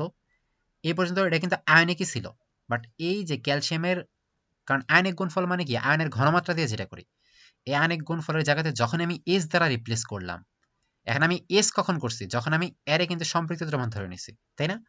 এরে আমি সম্পৃক্ত দ্রবণ ধরে নিয়ে এর দ্রাব্যতা লিখছি এস, ওই যে আমি বললাম এর দ্রাব্যতা এস, ফলে এর এস এর টু এস। তার মানে কি এর দ্রাব্যতা এস আমি ধরলাম কেন? কারণ এটা একটা সম্পৃক্ত দ্রবণ ছিল। তো তখন ওই এস গুলারে কিন্তু আমি এদের ঘনমাত্রারে এস দ্বারা রিপ্লেস করছি। যখনই আমি এই ঘনমাত্রার জায়গাতে এস বসাই দিলাম, তখনই কিন্তু এটা আয়নিক আয়নিক গুণফল থেকে দ্রাব্যতা গুণফল হয়ে গেছে। ঠিক আছে? তো তোমাদের যে সিকিউ অঙ্কগুলো তখন কিন্তু তোমরা এস দ্বারা রিপ্লেস করো না, একটা দ্রবণ থেকে ক্যালসিয়ামের ঘনমাত্রা বের করো, একটা দ্রবণ থেকে হাইড্রোক্সাইডের ঘনমাত্রা বের করো, আর দুইটা তোমরা বসাই দাও। তার মানে তখন তুমি এটারে এস দ্বারা রিপ্লেস করো না, এই জন্য ওটা তুমি পায় আয়নিক গুণফল। ঠিক আছে? কিন্তু এখানে আমি তো এস দ্বারা রিপ্লেস করে দিছি, এই জন্য এটা হয়ে গেছে দ্রাব্যতা, 4s² একটা দ্রাব্যতা গুণফল। এটারে আমরা আয়নিক বলতে পারবো না। তার মানে আয়ন অবস্থায় যখন থার্ড ব্র্যাকেট অবস্থায় থাকবে তখন এটা আয়নিক গুণফল। যদি আমি এস দ্বারা রিপ্লেস করি তখন সেটা কিন্তু দ্রাব্যতা গুণফল হয়ে যায়। এস দ্বারা আমি কখন রিপ্লেস করি? যখন আমি আগে থেকে শিওর থাকি এই যোগের একটা দ্রাব্যতা দেওয়া আছে আমার, আর দ্রাব্যতা দেওয়া থাকলে তো সম্পৃক্ত দ্রবণ, তার মানে ওইটা অবশ্যই সম্পৃক্ত হয়ে যায়। ঠিক আছে? তাহলে আয়নিক আর দ্রাব্যতা দুইটা কিন্তু পার্থক্য এই জায়গাতেই। ঠিক আছে? এস দ্বারা রিপ্লেস করে শিওর থাকবা যে সেটা কি দ্রাব্যতা গুণফল, আর না থাকলে সেটা আয়নিক গুণফল। আমাদের ঘ নাম্বারে যে অঙ্কগুলো দেয় সেটা আমরা মেনলি আয়নিক গুণফল বের করেই দেখি। এই আয়নিক গুণফল আমি বের করে যদি দেখি যে আমার সর্বোচ্চ যে পরিমাণ থাকতে পারে কি এসপি তার সমান আছে, তার মানে এটা একটা কি সম্পৃক্ত দ্রবণী। ঠিক আছে? আচ্ছা, এগুলা তখন অঙ্কগুলো আছে। আচ্ছা, এই দ্রাব্যতা গুণফল বের করার একটা শর্টকাট সূত্র আছে, মনে রাখবা। যেমন দেখো যে Al2O3, তাহলে এটা তুমি এভাবে বের করতে পারো, বাট আরেকটা নিয়ম আছে দেখো, এই যে এখানে 2 আছে আর এখানে 3 আছে, তাই না? 2 আর 3, তাহলে 2 এর উপর আমি 2 লিখবো, তারপর 3 এর উপর আমি 3 লিখবো, আর s এর উপর 2 আর 3 যোগ করে 5 লিখবো। ঠিক আছে? তার মানে কত 108 s5। এর একটা শর্টকাট, এর থেকে আরো বেশি শর্টকাট আছে। সেটা হলো তুমি মনে রাখবা কি, তুমি কয়েকটা জিনিস মনে রাখবা। একটা হলো s স্কয়ার, একটা হলো কি 4s কিউব, তাই না? একটা স্কয়ার একটা কিউব, এখন 4 যদি করি আমি 27s4, আর 5 যদি করি 108s5। এই কয়টা একটা মুখস্থ করবা যে s স্কয়ার হয় আর s কিউবের সাথে থাকে 4, s4 এর সাথে থাকে 27, S5 এর সাথে থাকে 108, এটা মনে রাখবা। তাহলে এখানে দেখো Al2O3, এখানে আছে 2, এখানে আছে 3, 2 আর 3 যোগ করলে কত হয় 5, তার মানে S5 হবে। আর S5 মানে কি 108 S5, তাহলে এটা হবে 108 S5। তোমার যদি আমি এটা দিই যে AlOH3 মানে অ্যালুমিনিয়াম হাইড্রোক্সাইড, এখানে দেখো অ্যালুমিনিয়ামের পাশে আছে 1, হাইড্রোক্সাইডের পাশে আছে 3, তাহলে 3 আর 1 যোগ করলে কত হয় 4, তাহলে 4 মানে কি 27S4, 4 মানে কি S এর উপর 4 হইতে হবে, তাহলে S এর উপর যদি 4 হয় তাহলে ওর সাথে কত থাকবে 27, তাই না? যদি আমি দেই দেখো ম্যাগনেসিয়াম হাইড্রোক্সাইড, তাহলে ম্যাগনেসিয়াম হাইড্রোক্সাইডের পাশে আছে 2, ম্যাগনেসিয়ামের পাশে আছে একটা 1, 2 এর 1 যোগ করলে 3 হয়, তার মানে কি S3 হবে। তাহলে S3 এর সাথে কি থাকে 4, তার মানে 4S3। তাহলে এমনি করে তুমি এগুলা বের করতে পারবে, এমসিকিউ এর জন্য খুব তাড়াতাড়ি হয়ে যাবে। এই যে অঙ্কগুলো আছে, এখানে একটা অঙ্ক দেখো 30 ডিগ্রি সেন্টিগ্রেড তাপমাত্রায় কোন লবণের দ্রাব্যতা দেখো 5 গ্রাম পার লিটার, তার মানে কি 1 লিটারে যদি 1 লিটার দ্রবণে 5 গ্রাম থাকলে সেটা সম্পৃক্ত দ্রবণ হয়। তাহলে 1 লিটার মানে কি 1000 ml, 1000 ml 5 গ্রাম থাকলে সেটা সম্পৃক্ত হয়। তাহলে তার 400 ml কত থাকবে, 400 ml সম্পৃক্ত দ্রবণে। তাহলে যদি 1000 ml 5 গ্রাম থাকে, তাহলে 400 ml কত থাকবে ঐকিক নিয়মে, 400 ml তাহলে কত থাকবে 5 গুণন 400, আর নিচে আমার 1000, ঠিক আছে না? তাহলে 4 5 20, 20 মানে কি 2000, 2000 ভাগ 1000 মানে কত হয়েছে 2, তাহলে এটা হবে 2, ঠিক আছে? তাহলে এইভাবে তুমি ঐকিক নিয়মে কিন্তু করতে পারো, বা তুমি এটা ঐকিক নিয়মে করলে না, তুমি দেখো এখানে কি দেওয়া আছে গ্রাম পার লিটার, তার মানে কোন সূত্র কত, এস ইকুয়াল কি এই যে গ্রাম পার আয়তন, এটাই। তাহলে এস এর জায়গাতে দ্রাব্যতা, তাহলে দ্রাব্যতার এখানে বসাই দাও, কত দ্রাব্যতা হয়ে যাবে এখানে 5, দ্রাব্যতার জায়গাতে 5 বসাইলাম। আর জি তো গ্রামই আমার বের করতে বলছে, আর নিচে আমার ভি হলো আয়তন, আয়তন কি 400 ml, তাহলে আমি বলছি এটা লিটারে বসাইতে হবে, মানে কি 0.4, তাহলে গ্রাম সমান কি হবে 0.4 গুণন 5, কোনাকুনি গুণ, তার মানে 2। তাহলে এমন তুমি করতে পারো। এই কখন অধিবৃক্ত হবে কখন সম্পৃক্ত হবে এটা আমি একটু আগে বললাম, তাহলে এটা তোমরা এখান থেকে এটা পড়ে নেবা, ঠিক আছে, যা বলছি তাই।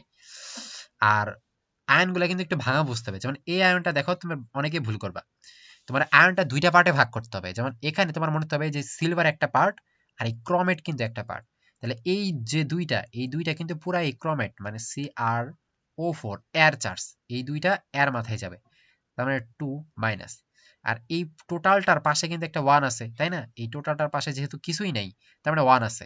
যদি 2 থাকতো তাহলে টোটালটার পাশে একটা বড় ব্র্যাকেট থাকতো, বাট ব্র্যাকেট টোটালটার পাশে কিন্তু এইভাবে ব্র্যাকেট নাই, তার মানে এখানে কি সিলভার যেটা আছে এই এর পাশে যেহেতু কোনো ব্র্যাকেট নাই, তার মানে মনে মনে 1 আছে, এই 1টা সিলভারের চার্জ, তাই না? তাহলে এই সিলভার হলো প্লাস, ঠিক আছে? আবার এই যে সিলভারের পাশে যে 2 আছে, এই দুইটা কিন্তু সিলভারের সংখ্যাও বোঝায়, তাহলে সিলভার দুইটা, আর এই তো একটাই, তাহলে এখানে আসলে কি হবে যে এই একটা, ঠিক আছে? তার মানে এর পাশে 2 এর পাশে 1, 2 আর 1 যোগ করলে 3 হয়, 3 মানে কি 4s³ হবে, শর্টকাট হলো এটাই, ঠিক আছে? তাহলে এই যে এটা ভাঙা তোমার এখানে বুঝতে হবে, ঠিক আছে? এটা একটা পার্ট, এটা একটা পার্ট, দুইটা পার্টে আমার ভাগ করতে হবে, তারপর একটা পার্টের পাশে যেটা থাকবে সেটা আরেকটা পার্টের আয়ন প্লাস ওই পার্টের সংখ্যা, ঠিক আছে?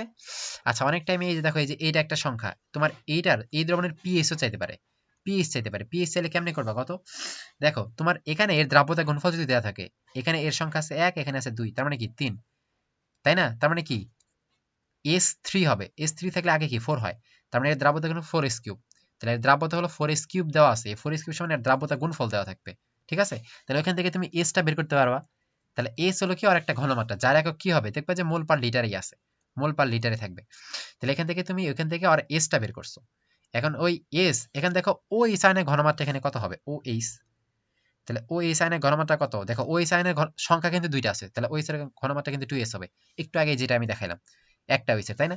যদি বলে Fe আয়নের ঘনমাত্রা কত, Fe আয়নের ঘনমাত্রা কিন্তু S, কেন একটু আগে আমি এখানে দেখাইলাম না যে ওই যে মেইন যেই ভাঙায় করাইলাম সেটা এই যে এই জায়গাতে দেখো, এখানে ক্যালসিয়ামের কিন্তু S, আর হাইড্রোক্সাইড একটা হাইড্রোক্সাইডের কিন্তু 2s, তেমনি এখানেও একটা হাইড্রোক্সাইডের কিন্তু কি হইলো 2s হইলো, ফলে তুমি যে S পাইলা তারে 2 দ্বারা গুণ করার পর তুমি কিন্তু হাইড্রোক্সাইড আয়নের ঘনমাত্রা পাবা, তাহলে হাইড্রোক্সাইড আয়ন তুমি যদি ঘনমাত্রা পাও, তাহলে এই হাইড্রোক্সাইড থেকে তুমি কি পাবা POH পাবা, তাই না? ডিরেক্ট তো পিএইচ আসবে না, যেহেতু OH থাকলে POH হয়, যদি H পাইতা তাহলে পিএইচ, তাহলে পিএইচ সমান কি হবে মাইনাস লগ ওই যে হাইড্রোক্সাইডের ঘনমাত্রা পাইলা, মানে দ্রাব্যতাটারে 2 দ্বারা গুণ করে তুমি যেটা পাইলা সেটা এখানে করলা, করার পর পিওএইচ পাইলা, দেন তখন কি করবা 14 থেকে এই পিওএইচটা বাদ দিবা, তাহলে তো তুমি পিএইচ পাইতেছো, তাই না? কারণ পিএইচ আর পিওএইচ যোগ করলে কত হয় 14, তাহলে এখান থেকে তুমি পিওএইচ কিন্তু পাইতেছো। বা তোমার ডিরেক্ট বলতে পারে যে এখানে হাইড্রোক্সাইড আয়নের ঘনমাত্রা বের করো, একটা জিনিসের ঘনমাত্রা বের করো, তাহলে তখন তুমি এখানে কি করবা, এখানে তুমি দেখতেছো হাইড্রোক্সাইড আয়নের ঘনমাত্রা বের করতে যদি বলে তখন তুমি কি করবা, এই যোগের যে গুণফল সেটা সমান কি Fe2 প্লাস আর OH মাইনাস এটার উপর স্কোয়ার, তাই না? এটা সমান ওর দ্রাব্যতা গুণফল দেওয়া আছে। তাহলে তুমি এটা যদি বের করতে পারো তখন এর গুণফল একটা দেখবা দেওয়া আছে, তাহলে এইটা দিয়ে ওটারে ভাগ করবা, করে এটা নর্মাল লৌকিক নিয়মে বের করতে পারবা। ঠিক আছে?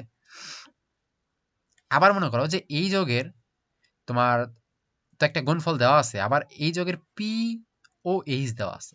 তাহলে পি ও এইচ দেওয়া থাকলে তুমি এখান থেকে কি পাবা? ওএইচ এর ঘনমাত্রা বের করতে পারবা, তাই না? পি ও এইচ দেওয়া থাকলে এখান থেকে ওএইচ এর ঘনমাত্রা বের করতে পারবা, কারণ পি ও এইচ সমান কি মাইনাস লগ ওএইচ, তাই না? মাইনাস লগ ওএইচ সমান যে পি ও এইচ এর মানটা থাকবে ওইটা। তাহলে এখান থেকে ওএইচ কিন্তু তুমি বের করতে পারো, ওই ওএইচ এর মানটা এখানে বসাই দিবা, দিয়ে তুমি কিন্তু Fe2+ বের করতে পারো। মানে যে কোনো এগুলা অঙ্কগুলো তোমরা একটু পড়লে দেখবে, এগুলা তো মেডিকেলের জীবনে আসবে না এত কঠিন অঙ্ক, এগুলা দরকার নেই।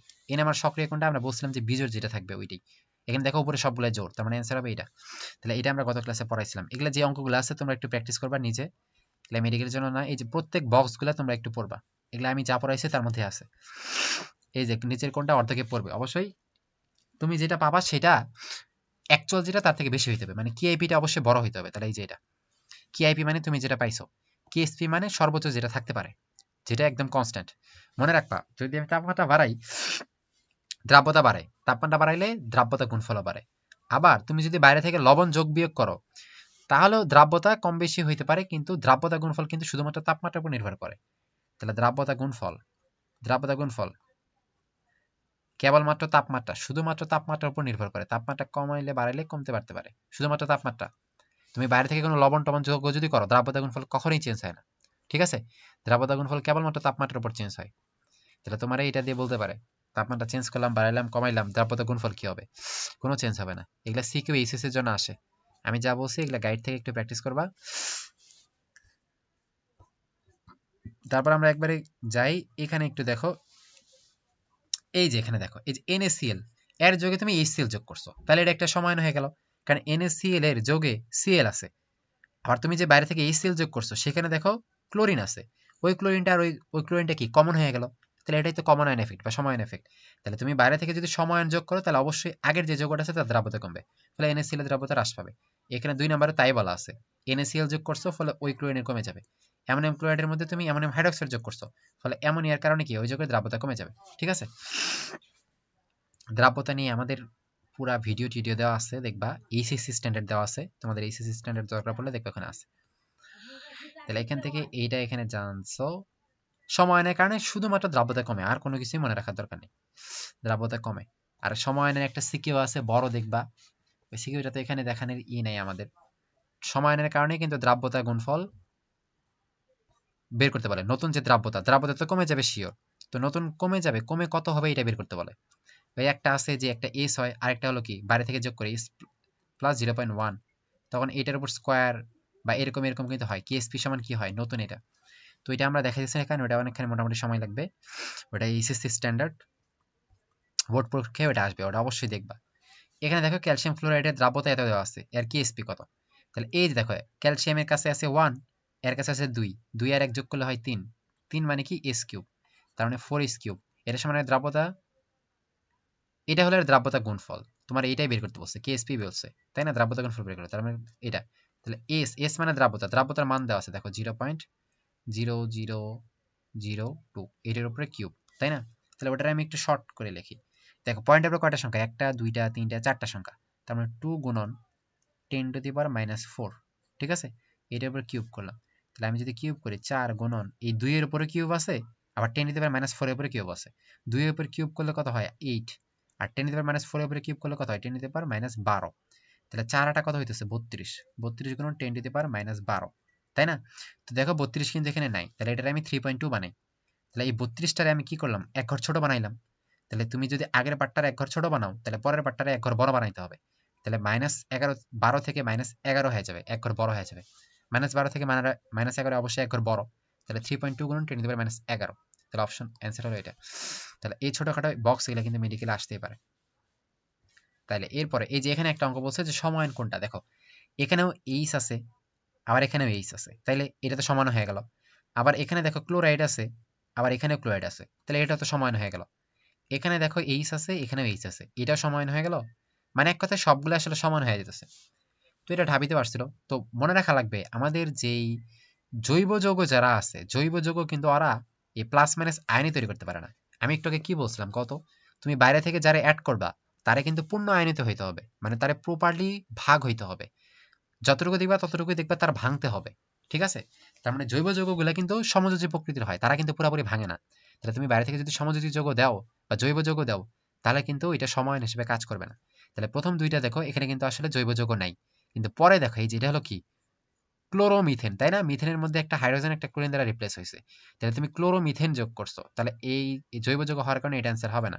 এখানে দেখো মিথেন আছে, মিথেন একটা জৈব যৌগ, যারা জৈব রসায়ন পড়ছো। এখানে দেখো এই যে ক্লোরোবেনজিন আছে, তাহলে এটাও হবে না। এই জন্য অ্যান্সার হলো প্রথমটা, ঠিক আছে? তাহলে জৈব যৌগ নিয়ে আমরা এখানে কোনো করবো না। এখানে দেখবা এই যে একটা আছে সমায়নের একটা সিকি অবশ্যই কিন্তু দেখবা, যারা ইসিসি দিবা, খুবই খুবই ইম্পর্টেন্ট, ঠিক আছে? বাইরে থেকে যেটা অ্যাড করতেছি ওইটার ঘনমাত্রা বেড়ে যায়। আচ্ছা এবার দেখো এখানে কয়েকটা যৌগ দিছে পোলার দ্রাবক কোনগুলা, এই যে তরল পানি একটা উৎকৃষ্ট পোলার দ্রাবক, এটা জানো। পানি, তরল অ্যামোনিয়া, নাইট্রিক অ্যাসিড, তরল সালফার ডাইঅক্সাইড, এরা প্রত্যেকটা হলো কি পোলার দ্রাবক, ঠিক আছে? আর অপোলার গুলা কি, যার অপোলার কার্বনের এই পোলার অপোলার এটা কিন্তু আমরা পরের অধ্যায়ে পড়বো, ঠিক আছে? এখান থেকে তোমরা শুধু একটু মনে রাখো, এখানে দেওয়া আছে, এর পরের অধ্যায়ে এরা কিন্তু ক্লিয়ার হয়ে যাবে।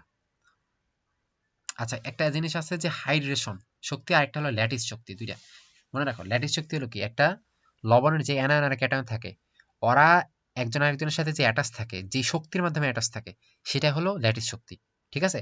একজন আরেকজনকে যে ডিপ আকর্ষণে থাকে, এটা ল্যাটিস শক্তি। আর হাইড্রেশন শক্তি কি, ওই যৌগটা যখন আমি পানিতে দিব, পানির একটা শক্তি থাকে ওদের আলাদা করার একটা শক্তি, ঠিক আছে?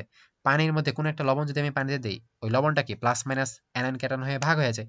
তাহলে পানির যেই শক্তির কারণে ওই যৌগটা ভাগ হয়ে যায়, সেটা হলো হাইড্রেশন শক্তি। তাহলে যদি ল্যাটিস শক্তির থেকে হাইড্রেশন শক্তি বেশি থাকে, মানে পানির শক্তি বেশি, পানির আলাদা করার শক্তি বেশি, তাহলে যৌগটা ভাগ হয়ে যাবে, তাই না? যৌগটা পানিতে দ্রবীভূত হয়ে যাবে। আর যদি দেখা যায় যাদের ল্যাটিস শক্তি বেশি, মানে ওই অ্যানায়ন আর ক্যাটায়ন নিজেদের মধ্যে আকর্ষণ করে আছে অনেক বেশি বল তারা, মানে তাদের ল্যাটিস শক্তি বেশি, তো তাদের ক্ষেত্রে হাইড্রেশন শক্তি যদি কম হয়, তাহলে তো আর পানি তাদের তো আলাদা করতে পারতেছে না, তাহলে তারা কিন্তু পানিতে অদ্রবণীয় বা অল্প দ্রবণীয় অবস্থায় থাকবে। তাহলে যাদের ল্যাটিস শক্তি বেশি, তাদের কিন্তু পানিতে দ্রাবণীয়তা কম, আর যাদের হাইড্রেশন শক্তি বেশি, তাদের পানিতে দ্রবণীয়তা বেশি। এখান থেকে একটু কি মনে রাখো, এখান থেকে যে একটু যেগুলা দেওয়া আছে এগুলা মুখস্থ করতে পারো, বাট এই জিনিসগুলো ওইভাবে আসে না, ঠিক আছে? এখান থেকে এগুলার যে ব্যাখ্যা ট্যাখ্যা আছে, এগুলা আপাতত এই টপিকগুলো এটা কিন্তু অন্য অধ্যায়ের পড়া। এই যে silver chloride, silver bromide, silver iodide, কেবলমাত্র সিলভার ফ্লুইড সেই কিন্তু পানিতে দ্রবণীত হয়। এগুলো হলো ফাজানের নীতি, যেগুলো আমরা পরে অধ্যায়ে পড়বো। তোমরা এখান থেকে আপাতত এটা মনে রাখতে পারো। কিন্তু এটা এই যে কেন ব্যাখ্যা, এটা এই ব্যাখ্যা পড়ার দরকার নেই, এটা ফাজানের নীতি অনুযায়ী সুন্দর ব্যাখ্যা আছে, ঠিক আছে? হাইড্রেশন শক্তি বা ল্যাটিস শক্তি দিয়ে আমরা এটার ব্যাখ্যা দিব না। এটা আমরা কি ফাজানের নীতি পরের অধ্যায়ে ফাজানের নীতি দিয়ে ব্যাখ্যা দিব, ঠিক আছে? এগুলা আমরা ফাজানের নীতি, তাই এই লাস্টের এই পোর্শনটা আপাতত তোমরা স্কিপ করতে পারো এখান থেকে। এই যে ফাজানের নীতি, এখানে এটা হলো পরের অধ্যায়, এখানে কিন্তু এটার মনে রাখার দরকার নেই, এটা আমরা কি পরের অধ্যায়ে পড়বো, পরের অধ্যায়। এটা নিশ্চিন্তে এখান থেকে স্কিপ করো। এই যে এগুলা যেগুলো আছে ল্যাটিস শক্তির এত কিছু এগুলা দরকার নেই। এই যে শুধু মনে রাখো বেরিয়াম হাইড্রোক্সাইড পানিতে অদ্রবণীয়। আর এই যে এগুলারও বলছে, এগুলাও পরের অধ্যায়ে কিন্তু তুমি পড়তে পারবা, ঠিক আছে? পানিতে দ্রাব্যতার ক্রম এখানে দেখতে কি ম্যাগনেসিয়াম, ক্যালসিয়াম, স্ট্রোনসিয়াম, বেরিয়াম, উপর থেকে আমি নিচে যেতেছি, নিচে আমার দ্রাব্যতা কি, এদের নিচে আমার দ্রাব্যতা হলো বেশি, ঠিক আছে? কারণ উপর থেকে যত আমি নিচে যাই, উপর থেকে নিচে গেলে পোলার আয়ন, এটা পরের অধ্যায়, ঠিক আছে? পোলার আয়নের ব্যাখ্যা এগুলো সব ফাজানের নীতি দিয়ে ব্যাখ্যা করা যায় পরের অধ্যায়, এগুলো নিশ্চিন্তে আমরা ভালো করে এগুলো দেখবো, এগুলো এখানে দরকার নাই। আচ্ছা পানিতে অদ্রবণীয় কারা, এইটা দেখতে পারো, ঠিক আছে? এটা আসলে অ্যাকচুয়াল কোনো ব্যাখ্যা নেই, এগুলো আমাদের মনে রাখা লাগে, অদ্রবণীয় গুলো একটু ভালো করে মনে রাখা লাগে, ঠিক আছে? এই যে ক্যালসিয়ামের কার্বনেট অদ্রবণীয়, ঠিক আছে? ক্যালসিয়ামের কার্বনেট, তারপরে যে জিঙ্কের কার্বনেট, ফেরাসের কার্বনেট, অ্যালুমিনিয়ামের কার্বনেট, কপার, এগুলো সবগুলো কার্বনেট কিন্তু অদ্রবণীয়, ঠিক আছে? আচ্ছা এবার আসো যে আয়ন শনাক্তকরণ, এটা খুবই খুবই ইম্পর্টেন্ট একটা পড়া। আয়ন শনাক্তকরণ কিন্তু বরাবরই আসে, আয়ন শনাক্তকরণ থেকে একটা এমসিকিউ আমাদের কিন্তু আসবেই, ঠিক আছে? তাহলে দেখো আয়ন শনাক্তকরণে আমরা যাই। যে আয়ন শনাক্তকরণ কিছু আছে ক্যাটায়ন, কিছু অ্যানায়ন, আমি যেমনি বলবো সেমনি মনে রাখবা। যেমন প্রথমে কপার 2+, তারপরে জিঙ্ক 2+, তারপরে এফি ফেরাস, তারপরে Fe3+, ফেরিক, ঠিক আছে? তারপরে calcium ion, sodium ion, sodium ion, calcium ion, sodium ion, ammonium ion, aluminium ion. এগুলা যেহেতু আমরা এমসিকিউর জন্য পড়বো, খুবই মেইনলি আসে যে কি দ্বারা শনাক্তকরণ করা যায়, মানে বিকারক। বিকারক মানে কোন বিকারক লাগে। তাহলে মনে রাখবা এই যে চারজন আছে, কপার, জিঙ্ক, ফেরাস, ফেরিক, এই চারজনরেই আমরা পটাশিয়াম ফেরোসায়ানাইড দিয়ে শনাক্তকরণ করতে পারি। K4 FeCN6, এটা হলো পটাশিয়াম ফেরোসায়ানাইড। ঠিক আছে, তাহলে পটাশিয়াম ফেরোসায়ানাইড দিয়ে চারজনের শনাক্ত করতে পারি। মনে রাখবা সায়ানাইডের আয়ন হলো -1, তাহলে 6টা সায়ানাইডের হলো কি -6, তাই না? 4টা পটাশিয়ামের +4, তাহলে টোটাল যোগের তো 0, এর যদি -6 হয়, এর যদি +4 হয়, তাহলে দুইটা যোগ করে কত হলো -2, তাহলে এর অবশ্যই +2 হওয়া লাগবে, তাহলেই 0। এই জন্য এটা হলো পটাশিয়াম ফেরোসায়ানাইড, পটাশিয়াম ফেরোসায়ানাইড। ঠিক আছে, ফেরোসায়ানাইড। তাহলে এই চারটাই আমার এইটা দিয়ে শনাক্তকরণ করা হয়। মনে রাখবা এটা যদি আমি শনাক্তকরণ করি, কেবলমাত্র জিঙ্ক আমার দেহে হলো সাদা অর্ধক্ষেপ, বাকি সবাই কোনো না কোনো কালার দিবে। ঠিক আছে, তাহলে জিঙ্ক আমার সাদা অর্ধক্ষেপ দিবে, বাকি সবাই কোনো না কোনো কালার এখানে দিবে। তাহলে কপার যদি আমি করি, সে দেখবা কি লালচে বাদামি। ঠিক আছে, ফেরাস, এটা মনে রাখবা, ফেরাস হলো হালকা নীল, হালকা নীল। ফেরিক হলো গাঢ় নীল, গাঢ় নীল। ঠিক আছে, তাহলে একটু ক্লিয়ার। জিঙ্ক সাদা দিতেছে কেন? কারণ জিঙ্ক হলো একটা অবস্থান্তর না, এটা মনে রাখতে পারো। এটা খুবই আসে যে সাদা দেয় আসলে কে, পটাশিয়াম ফেরোসায়ানাইডের সাথে সাদা দেয় কে, জিঙ্ক। কপার দেয় লালচে বাদামি, আর ফেরাস ফেরিক একজন হালকা একজন গাঢ়, শেষ। তাহলে এই চারটা পটাশিয়াম ফেরোসায়ানাইড দিয়ে শনাক্তকরণ করা যায়। এই নিচের গুলা কিন্তু পটাশিয়াম ফেরোসায়ানাইড দিয়ে শনাক্তকরণ করতে পারবা না। আরেকটা কথা, এরা যারা যৌগগুলো আছে এদের ম্যাক্সিমাম কিন্তু কি অ্যামোনিয়াম হাইড্রোক্সাইড দিয়ে শনাক্তকরণ করা যায়। ঠিক আছে, এদের ম্যাক্সিমাম অ্যামোনিয়াম হাইড্রোক্সাইড দিয়ে শনাক্তকরণ করা যায়।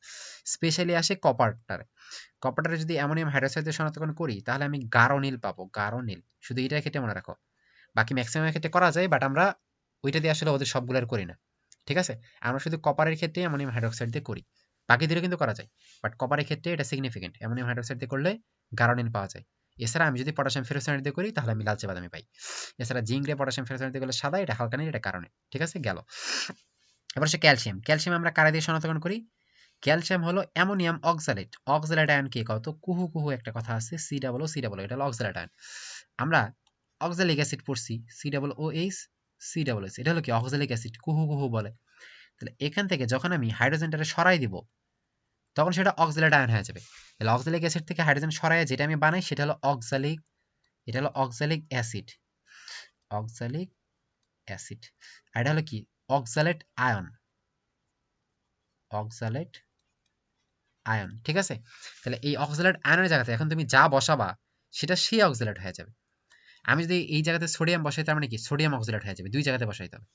তাহলে আমি এখানে যদি অ্যামোনিয়াম বসাই NH4, এখানে যদি NH4 বসাই, তাহলে সেটা হলো কি অ্যামোনিয়াম অক্সালেট। তাহলে ক্যালসিয়াম আমি শনাক্তকরণ কারি দিয়ে কত, অ্যামোনিয়াম অক্সালেট, অক্সালেট। এই মনে করো সাদা অর্ধেকের দেয়া আলাদা। ঠিক আছে, যাদের বর্ণ স্পেশাল লাগবে তাদের আমি লিখবো, এই বর্ণগুলোর বাইরে যাদের আমি বর্ণ দিতেছি না, তাদের মনে রাখবো সাদা। সোডিয়াম শনাক্ত করা হয় খুবই স্পেশাল একটা, এটা হলো কি সোডিয়াম শনাক্ত করা হয় পটাশিয়াম পাইরোঅ্যান্টিমনেট। ঠিক আছে, পটাশিয়াম পাইরোঅ্যান্টিমনেট, K2H2SB2O7, কি নাম? পটাশিয়াম পাইরোঅ্যান্টিমনেট। এটা খুবই মনে রাখবা, পটাশিয়াম পাইরোঅ্যান্টিমনেট, পাইরো অ্যান্টিমনেট। তাহলে এটা কিন্তু অনেক আসে। আর একটা সব থেকে বেশি আসে, সেটা হলো অ্যামোনিয়াম আয়ন। অ্যামোনিয়াম আয়ন শনাক্তকরণ করা হয় নেসলার বিকারক দ্বারা। কি দ্বারা? নেসলার বিকারক। নেসলার বিকারকের সংকেত আসে, নেসলার বিকারক। ঠিক আছে, এর সংকেত কি? যে কোনো একটা ক্ষার নেব আমি, তুমি পটাশিয়াম হাইড্রোক্সাইড তীব্র ক্ষার, পটাশিয়াম হাইড্রোক্সাইড বা সোডিয়াম হাইড্রোক্সাইড, যে কোনো একটা ক্ষার নিবা, ওই ক্ষারের সাথে K2I4 এটা নিবা। ঠিক আছে, K2HgI4,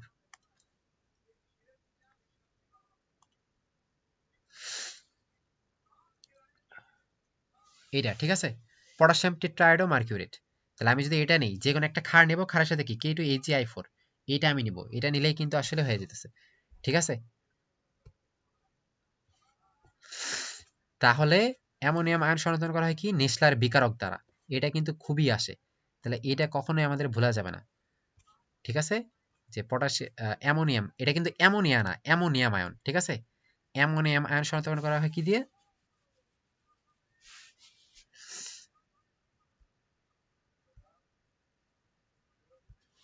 K2HgI4, ঠিক আছে? এইটা, এই দুটার বলে নিষ্ক্রিয় বিকারক। তাহলে এইটাও কি দেয়? এটাও দিবে এরকম লালচে বাদামি কালার, ঠিক আছে? লালচে বাদামি কালার মনে রাখো,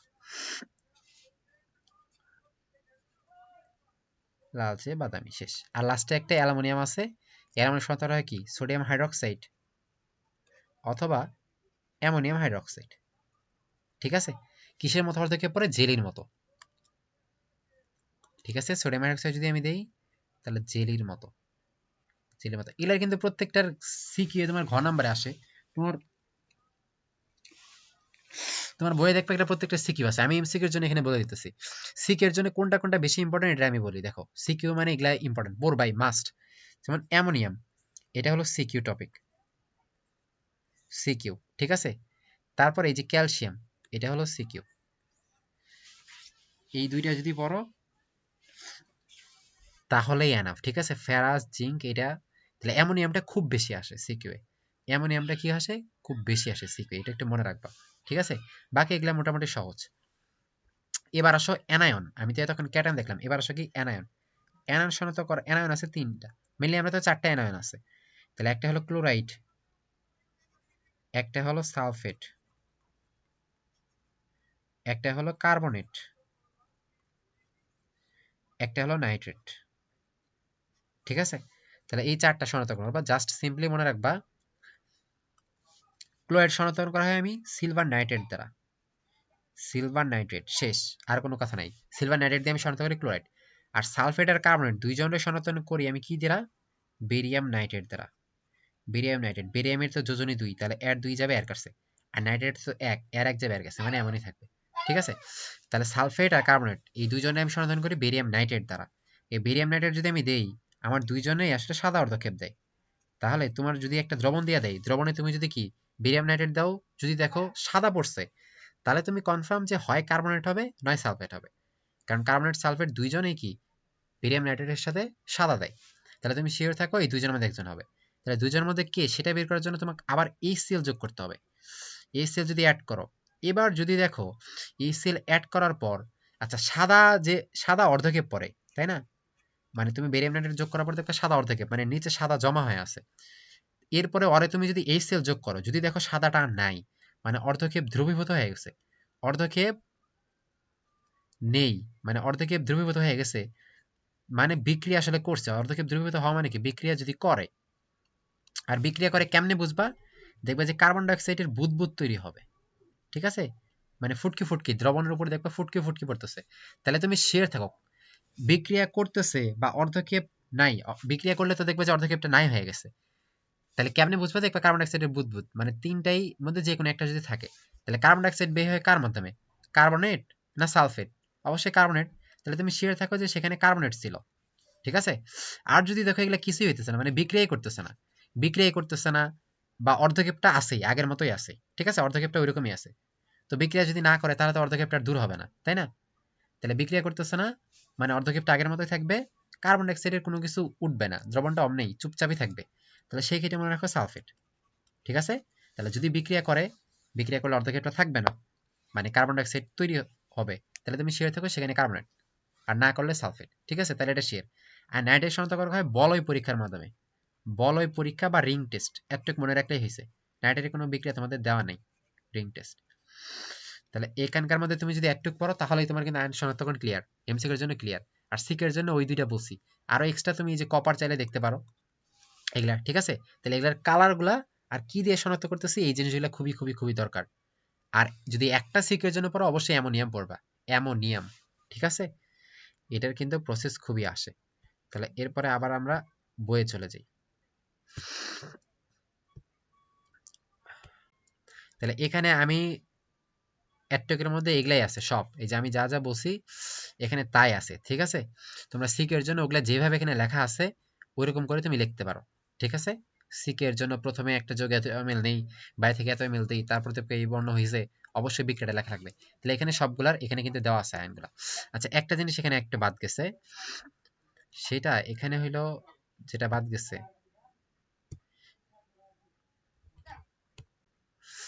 সেটা দেখো যে এই যে আমি এই যে Fe2+ আর Fe3+ দিছি, এদের কিন্তু আমি এটা পটাশিয়াম ফেরোসায়ানেট দিয়ে করছিলাম, হালকা নীল গাঢ় নীল। আমি কিন্তু পটাশিয়াম ফেরিসায়ানেট দিয়ে করতে পারি, মানে K3 FeCN6। তাহলে এই ক্ষেত্রে 6টা এর -6, 3টা পটাশিয়ামের +3, তাহলে এই ক্ষেত্রে অবশ্যই কি এর +3 হবে। এই জন্য এটা হলো পটাশিয়াম ফেরিসায়ানেট, ফেরি মানে কি +3, আর হলো ফেরোসায়ানেট মানে +2। তাহলে ফেরোসায়ানেট যদি আমি করি, এই ছিল হালকা নীল, তখন ওই হয়ে যাবে কি গাঢ় নীল, গাঢ় নীল। ঠিক আছে? তাহলে পটাশিয়াম ফেরিসায়ানেট দিয়ে করলে, যেটা অবশ্যই সিকিউ এ তোমরা লিখবা না, শুধু এমসিকিউ এর জন্য। সিকিউ আসলে তুমি শুধু পটাশিয়াম ফেরোসায়ানেট দুইটা বিক্রিয়া দেখাই দেবা, যে এটার একটা বিক্রিয়া, এটার একটা বিক্রিয়া। ঠিক আছে? ফেরিসায়ানেট যদি এমসিকিউ এর জন্য আসে, তাহলে মনে রাখবা ফেরাস তখন উল্টা হয়ে যাবে, এই হালকা নীল ছিল এই তখন গাঢ় নীল হয়ে যাবে। ঠিক আছে? আর ফেরিক কি হবে তখন কত? ফেরিক তাহলে কি উল্টা হইলে হালকা নীল হওয়ার কথা, বাট হালকা নীল না হয়ে সে হবে বাদামি, এটা একটু মনে রেখো। তাহলে নর্মালি পটাশিয়াম ফেরোসায়ানেট দিয়ে ফেরাস দেয় হালকা নীল, ফেরিক দেয় গাঢ় নীল। আর যদি আমি ফেরিসায়ানেট নেই মানে K3, সেই ক্ষেত্রে ফেরাস দিবে গাঢ় নীল আর ফেরিক দিবে কি বাদামি। ঠিক আছে? আর আরেকটা এই Fe3+ যেটা ফেরাস, সেটারে আমি অ্যামোনিয়াম থায়োসায়ানাইড দিয়ে আমি বিক্রিয়া করতে পারি, সেই ক্ষেত্রে একটা রক্তের মতো লাল বর্ণ দেয়, মানে রক্ত লাল, মনে রাখবা। ঠিক আছে? তাহলে এই যে অ্যামোনিয়াম থায়োসায়ানাইড, এটা দিয়ে আমি যদি থায়োসায়ানাইড যেটা আছে, এটা দিয়ে এটা পটাশিয়াম Fe2+ যদি আমি করি, সে কিন্তু কোনো বর্ণ দেয় না, মানে বর্ণহীন, এই জন্য আমার মনে রাখা লাগে না। কিন্তু Fe3+ কিন্তু রক্তের মতো লাল বর্ণ দেয়। তাহলে Fe2+ আর Fe3+ সনাতন করি কিন্তু আমি 4টা জিনিসের মাধ্যমে। ওই যে আমি বলছিলাম, যেহেতু সবাই অ্যামোনিয়াম হাইড্রোক্সাইড দেয়, সবাই দেয়, তাহলে সেও দিবে, তার বিক্রিয়া আমার মনে রাখা লাগবে না। মেইনলি মনে রাখবো পটাশিয়াম ফেরোসায়ানাইড, একজনে হালকা নীল আর একজনে গাঢ় নীল। আর যদি ফেরিসায়ানাইড দেই, প্রথমজন গাঢ় নীল, পরের জন বাদামি। আর আমি যদি অ্যামোনিয়াম থায়োসায়ানাইড দেই, সেই ক্ষেত্রে প্রথমজন দিবে বর্ণহীন, আর দ্বিতীয়জন কি রক্তের মতো লাল, রক্ত লাল বর্ণ দিবে। যদি এই কয়টা মনে রাখো তাহলে ক্লিয়ার সব। ঠিক আছে? এখান থেকে আর কিছু লাগবে না। এমসিকিউ কিন্তু এখান থেকে একটা আসবে, আমি যা পড়াইছি তার মধ্যে আসবে, এর বাইরে কিছু আসবে না। তাহলে দেখো এরপরে, তাহলে এখানে ওই যা যা আমি বলছি প্রত্যেকটা দেখো, এখানে কিন্তু কি সংকেত দেওয়া আছে, আমি কিন্তু সংকেত সব দেখাইছি, দেখো এর প্রত্যেকটার সংকেত দেওয়া আছে, তাই না? এই যে সিলভার নাইট্রেট কি শনাক্ত করি, কত ক্লোরাইড, তাই না? বেরিয়াম নাইট্রেট দিয়ে আমি কি শনাক্ত করি, কার্বনেট আর কি সালফেট, এই দুইটা শনাক্ত করি, তাই না? এই নেসলার বিক্রিয়া দিয়ে কারে শনাক্ত করছিলাম, অ্যামোনিয়াম আয়ন। পটাশিয়াম পাইরোনিটের মধ্যে কারে করছিলাম, সোডিয়াম আয়ন। অ্যামোনিয়াম অক্সিলেট দিয়ে কারে করছিলাম, ক্যালসিয়াম আয়ন। অ্যামোনিয়াম থায়োসায়ানাইড দিয়ে কারে করছিলাম, এই যে একটু আগে দেখলাম রক্তলাল, Fe3+। ফেরিসায়ানাইড দিয়ে কারে করছিলাম কেবলমাত্র Fe2+ আর Fe3+, তাই না? একজন গাঢ় নীল আর একজন কিন্তু বাদামি। আর এরা দ্বারা আমি কারে করছিলাম কত, কপার করছিলাম, জিঙ্ক করছিলাম, Fe2+ করছিলাম, Fe3+ করছিলাম, এখান থেকে আসে। তেমনি এখানে দেখো একটা বর্ণের সাথে পটাশিয়াম ফেরোসায়ানাইড দিছে সাদা অর্ধেকে, কেবলমাত্র কি আছে কত, একজনই জিঙ্ক। তাহলে এই আয়ন সনাক্তকরণ গেল, একটা এমসিকিউ কিন্তু এখান থেকে আসবেই। এবার আসো কিছু লাস্টে মুখস্থ পড়া আছে, আমি যে কয়েকটা লাইন দেখাই দেবো, ওই লাইনগুলোই পড়বা, বেশি এখান থেকে পড়ার দরকার নেই। এখান থেকে এমসিকিউ আসে, এখান থেকে কোনোদিন সিকিউ আসে না, এখান থেকে বিষয়গুলো তো বুঝারও দরকার নেই। ঠিক আছে? তাহলে এখান থেকে এত বেশি বোঝা, এই যে যেগুলা দাগানি আছে এগুলা কিন্তু এত কিছু পড়বা না, আমি যেগুলো আমার কলম দিয়ে দাগাবো সেগুলাই পড়বা। তাহলে যোগের ঊর্ধ্বায়িতা আছে কিনা, এখন ঊর্ধ্বপাতন মানে কি, কত একটা কঠিন পদার্থকে আমি যদি তাপ দিই, সে ডিরেক্ট যদি গ্যাস হয়ে যায়, আমরা জানি আমরা একটা কঠিন জিনিসকে তাপ দিলে সে আগে তরল হবে, তারপর আরো বেশি তাপ দিলে সে আস্তে আস্তে বাষ্প হয়ে যাবে। বাট এরা তরল হবে না, এরা ডিরেক্ট বাষ্পে চলে যাবে। আবার আমি যদি ঠান্ডা করি, ডিরেক্ট বাষ্প থেকে ডিরেক্ট কঠিন হয়ে আসবে, মানে মাঝখানে তরল অবস্থাটা নাই। এটা হলো ঊর্ধ্বপাতন পরীক্ষা। তাহলে উদ্দায়িতা পরীক্ষা করার জন্য আমরা ঊর্ধ্বপাতন টেস্ট করি। তারপর স্ফুটনাঙ্কের পার্থক্য, তোমার একটা যৌগের একটা দ্রবণ দেওয়া আছে, ওই দ্রবণে 4-5টা মনে করো যে তরল আছে, তাহলে 4-5টা তরলে তুমি এখন আলাদা করতে চাও, তাই না? মনে করো তোমার একটা বোতলের মধ্যে কোকা কোলা আছে, 7 আপ আছে, সবকিছু একসাথে মিক্স করে দিছে, তো তুমি ওদের আলাদা আলাদা করতে চাও, মিক্স থেকে আলাদা করবা কেমনে, সেটা হলো স্ফুটনাঙ্কের পার্থক্য দ্বারা আলাদা করতে পারবা। ঠিক আছে? তুমি তখন মনে করো একজনের স্ফুটনাঙ্ক 30, তার মানে কি তার 30 ডিগ্রি দিলে সে ফুটে যায়, তো এরকম তুমি সেপারেট সেপারেট অনুযায়ী তাপমাত্রা দিবা, তো দেখবা যে বাকি সবগুলাই ফুটে চলে যাবে, একটা নিচে থাকবে, তো ওটা তখন আলাদা করে নিলা, তখন তাপমাত্রা আবার কমাইলা, আরেকটা তরল হয়ে গেল, এরকম করে সবাই আস্তে আস্তে আলাদা করবা। ঠিক আছে? এটা আমাদের এই যে পাতন মেশিং আছে ওইটা দ্বারা করা হয়। তাহলে স্ফুটনাঙ্কের পার্থক্য থাকলে আমরা মেইনলি পাতন করি, ঠিক আছে? পাতন পাতন মানে কি কত, একটা যৌগ আছে ওটারে তুমি ডিরেক্ট হিট করছো, হিট দিয়ে সেটারে বাষ্প বানাই দিছো, ঠিক আছে? বাষ্প বানাই দেওয়ার পর আবার ঠান্ডা করে আবার তুমি কি করছো, তরল বানাইছো। তাহলে মনে করো 4টা যৌগের মিশ্রণ আছে, তুমি এমন একটা হিট দিলে 3টাই বাষ্প হয়ে গেল, তাহলে নিচে পড়ে আছে কি একটা, তো একটারে তখন তুমি সুন্দর করে আলাদা করে নিলা, সেপারেট করে নিলা, ঠিক আছে? এটা আলাদা করে নেওয়ার পর ওই যে ওটারে আবার ঠান্ডা করে ওই 3টারে বাষ্প থেকে আবার তরল বানাইলা, ঠিক আছে? দেন আবার তুমি আরেকটা হিট দিয়ে এই দুইটারে আবার তুমি বাষ্প বানাইলা, নিচে আরেকটা পরে থাকবে ওটারে আলাদা করলো। তো এমনি এমনি আমরা আসলে আলাদা করি, ঠিক আছে? ধরো পানিতে যারা আসলে মিক্সিং হয় না, একটু আগে যারা দেখলাম এটা তো আসলে মিক্সিং, তো যারা পানিতে মিক্সিং হয় না, স্টিমে উদ্যোগিতা, স্টিম মানে কি, ওই যে জলীয় বাষ্প, তাদের আমরা স্টিম পাতন করি, ঠিক আছে? আর যৌগের যদি দ্রাব্যতার পার্থক্য হয় তখন আমরা ক্যালাসন করি, মানে দ্রাব্যতা মানে কি, ওই যে পানিতে মিক্স হওয়ার ক্ষমতা, তখন আমরা ক্যালাসন করি, ঠিক আছে? মনে করো আমার একটা এখানে একটা শরবত দেওয়া আছে, তাহলে শরবত মানে কি, সেখানে পানি আছে আর সেখানে কি চিনিও আছে, তাই না? তো চিনিগুলো আছে, তখন আমরা আসলে কি করবো কত, এই যে যৌগটা আছে, মনে করে উত্তপ্ত একটা দ্রবণ দেওয়া আছে, উত্তপ্ত সম্পৃক্ত দ্রবণ দেওয়া আছে, মানে দ্রবণটা উত্তপ্ত আছে আর সম্পৃক্ত, তার মানে কি সর্বোচ্চ যে পরিমাণে লবণ থাকতে পারে সেই পরিমাণে লবণই আছে। তো এই যৌগটা আমি ঠান্ডা করলাম, তো আমি বলছি ঠান্ডা করলে কি হয়, কত যৌগের দ্রাব্যতা কমে যায়। তাহলে যৌগকে যখন আমি ঠান্ডা করছি তখন এই যৌগের যে যতগুলো লবণ আছে এই যৌগের দ্রাব্যতা কমবে। আগে যদি 50 থাকে, 50 থাকা মানে কি, যেহেতু সম্পৃক্ত দ্রবণ 50 গ্রাম এখানে আছে, ঠান্ডা করছি এখন দ্রাব্যতা হয়ে গেছে 20, তার মানে এখানে 20 গ্রাম থাকতে পারবে, বাট ছিল তো 50, তাহলে অতিরিক্ত 30 কি নিচে জমা হয়ে গেল, ওই যে নিচে জমা হয়ে গেল ওদের আমি সেপারেট করে নিলাম। তাহলে এমনি করে আমি কি করি, এদের দ্রাব্যতার ভিত্তিতে তাপমাত্রা কমা নামার ভিত্তিতে আমি জিনিসগুলো আসলে আলাদা করি। এটা হলো ক্যালাসন, এটার মাধ্যমে কি যে লবণ আলাদা করা হয়, ঠিক আছে? দ্রবণ থেকে লবণ আলাদা করা হয়। আরেকটা আছে অধিশোষণের পার্থক্য, এটা আমরা ক্রোমাটোগ্রাফি করি, লাস্টে এটা আছে। জাস্ট এদের থেকে দুই একটা লাইন তুমি মুখস্থ করতে পারলে আর কিছু লাগে না, এদের থেকে আসলে অত বিস্তারিত কিছু আসে না। তাহলে ক্যারাসল কেমন দিলাম, তুমি যদি এই পুরোটা একটু রিডিং পড়ো দেখবে আমি যা বলছি তাই, ঠিক আছে? এই যে শীতল করে আমরা কি করি, অতিবৃক্ত করে দিই, নিচে অর্ধেকে পড়ে যায়, পরে ওটাকে সেপারেট করে দিই। তাহলে এটা দ্বারা আমরা কাদের কাদের শনাক্তকরণ করি, এই যে চিনি উৎপাদনে, ঠিক আছে? তারপর এই যে সোডিয়াম ক্লোরাইড যে লবণ আছে সেটা আমরা আলাদা করার জন্য এটা করি। তাহলে এখানকার দেখবা যে লাস্টে পোলার দ্রাবক, এগুলা এই পোলার দ্রাবক কি অপোলার দ্রাবক কি এটা তো আমরা একটু আগে তখন দেখাই দিলাম, তাই না? এখানে কে কে পোলার, এই যে এইটা পোলার এটা পোলার, এগুলা কে কে পোলার কে কে অপোলার, এগুলা কিন্তু এমসিকিউ আসে। তাহলে এখান থেকে এটা একটু মনে রাখবা, ঠিক আছে? আর কেমনে পোলার হয় কেমনে অপোলার হয় এটা তো পরের অধ্যায়ে আমরা পড়াইতেছি। তাহলে এটার প্রয়োগ কি, প্রত্যেকটার প্রয়োগ সম্পূর্ণ ভালো করে পড়বা। তাহলে এই সম্পৃক্ত দ্রবণ প্রস্তুতিতে আমি ক্যালাসন পদ্ধতি ইউজ করি, তারপর উপযুক্ত দ্রাবকে প্রদত্ত নমুনা দ্রবণ প্রস্তুতিতে আমরা এটা ইউজ করি, ঠিক আছে? ক্যালাস পৃথকীকরণে আমরা ইউজ করি, উত্তপ্ত দ্রবণ শীতলীকরণ, এই কয়েকটা জায়গাতে আমরা ক্যালাসন ইউজ করি। এরপরে তুমি যাবা এখানে দেখবা যে দূর করে এটা দরকার নাই, একবারে যাও, একবারে যাও কই, নিচে এই যে আংশিক ক্যালাসন। আংশিক ক্যালাসন কি, এখানে দেখবা যে উপযুক্ত কোনো একটি দ্রাবকে বিভিন্ন দ্রাব্যতা বিশিষ্ট দুই বা ততোধিক, এক কথায় দুই বা দুইয়ের বেশি থাকবে, ঠিক আছে? এর আগে মিক্স অবস্থায় থাকবে। উপাদানের দ্রাব্যতার পার্থক্যের ভিত্তি করে প্রত্যেকটা পর্যায়ক্রমে আলাদা করা, ওই যে বললাম 4টা একসাথে ছিল, একটা ই করে আলাদা করলা তারপর আরেকটা করলা, এটা হলো আংশিক ক্যালাসন, ঠিক আছে? একটা একটা করে আস্তে আস্তে করবা। তাহলে এই আংশিক ক্যালাসন আমরা কই ক্ষেত্রে ইউজ করি, এই প্রত্যেকটার প্রয়োগ খুবই খুবই ইম্পর্টেন্ট।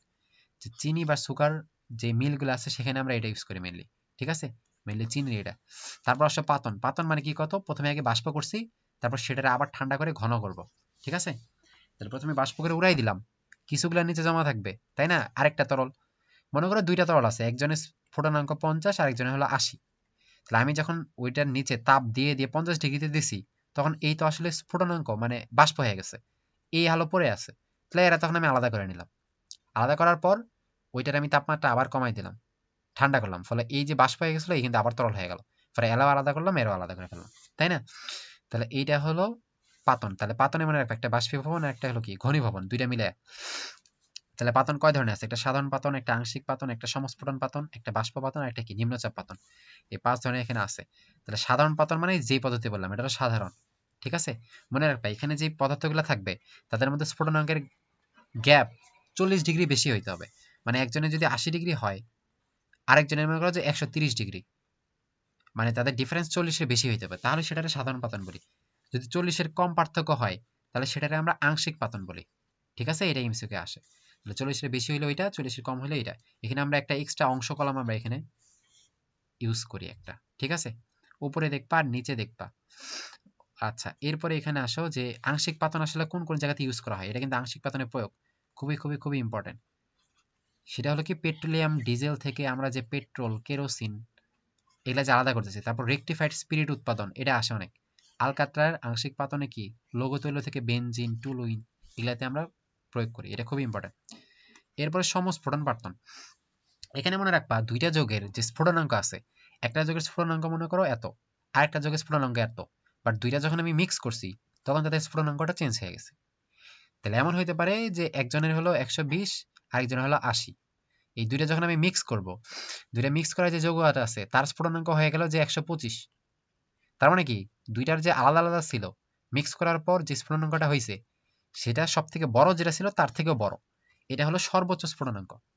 আর যদি মিক্স করার পর এদের ওই মিক্স দ্রবণটার স্ফুটনাঙ্ক 75 হয়, তার মানে কি, সব থেকে ছোট যেটা স্ফুটনাঙ্ক ছিল তার থেকে কম স্ফুটনাঙ্ক হয়ে গেছে, তাহলে সেটা হবে সর্বনিম্ন ই, ঠিক আছে? তাহলে আলাদা আলাদা হইলে একসাথে যদি হয় সব থেকে বড়টার বেশি হইতে পারে বা ছোটটার কম হতে পারে। তাহলে সর্বনিম্ন দেখো, ইথানল একটা আছে আর পানি, তো 95.6% ইথানল আর 4.4% পানি, এটা যেন কি রেক্টিফাইড স্পিড। তাহলে এই ইথানলের স্ফুটনাঙ্ক কত, 78.3, আর পানির স্ফুটনাঙ্ক 100। তাহলে দুইটা মিক্স যে যৌগটা হয় তার স্ফুটনাঙ্ক আমি দেখি 78.15। তার মানে কি, সব থেকে ছোট যেটা ছিল 78.3 তার থেকেও ছোট হয়েছে, এই জন্য এটা সর্বনিম্ন। অপরদিকে নাইট্রিকের স্ফুটনাঙ্ক হলো 86, পানির স্ফুটনাঙ্ক হলো 100। তো নাইট্রিক অ্যাসিড আর পানি যেটা মিশ্রণ করছি, ওই মিশ্রণের স্ফুটনাঙ্ক কিন্তু 120। তার মানে কি, সব থেকে বড় যেটা আছে 100 তার থেকেও বড় হয়ে গেছে, তাহলে এটা হলো সর্বোচ্চ। জাস্ট এদের স্ফুটনাঙ্কের মানটা মনে রাখবা, আর মিশ্রণের স্ফুটনাঙ্ক, আর এখান থেকে কিছু পড়া লাগবে না। তারপর এই যে স্টিম পাতন, বাষ্প, ঠিক আছে?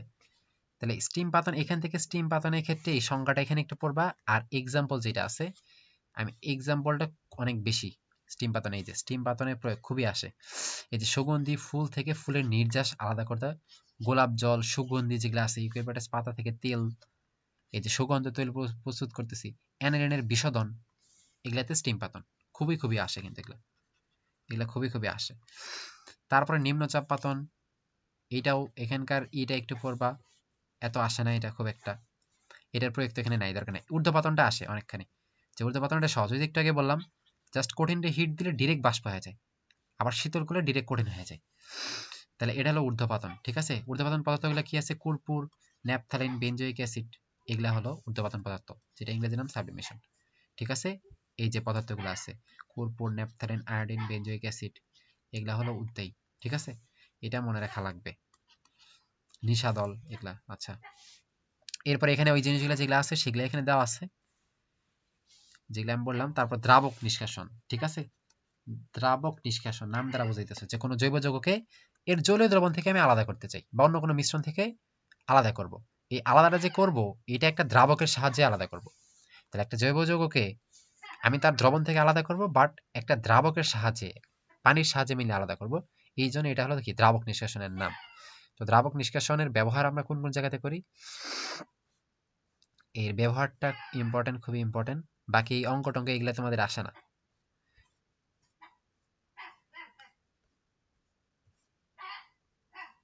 এই যে অঙ্কে একবারে দেখো, দ্রাবক নিষ্কাশন ব্যবহৃত হয় কি, এই যে টুলুইন, হেক্সেন, এগুলাতে ব্যবহার করা হয়।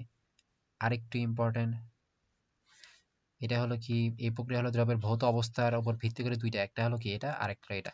এটা এতটা লাগে না, এটার বেশি ইম্পর্টেন্ট লাইনটা কই, এই যে নিচে, এই যে প্রয়োগ, ঠিক আছে? এটা হলো বেশি ইম্পর্টেন্ট। পেট্রোলকে দাবার রূপে ব্যবহার করা হয়, নারকেলের শ্বাসগুড়া থেকে নারকেল তেল তৈরি, শস্য বীজ থেকে সুগন্ধি তৈরি, মরিচের গুঁড়া থেকে ঝাঁঝালো লাল রং তৈরি, ধানের তুষ ও চালের গুঁড়া থেকে ভোজ্য তেল নিষ্কাশন।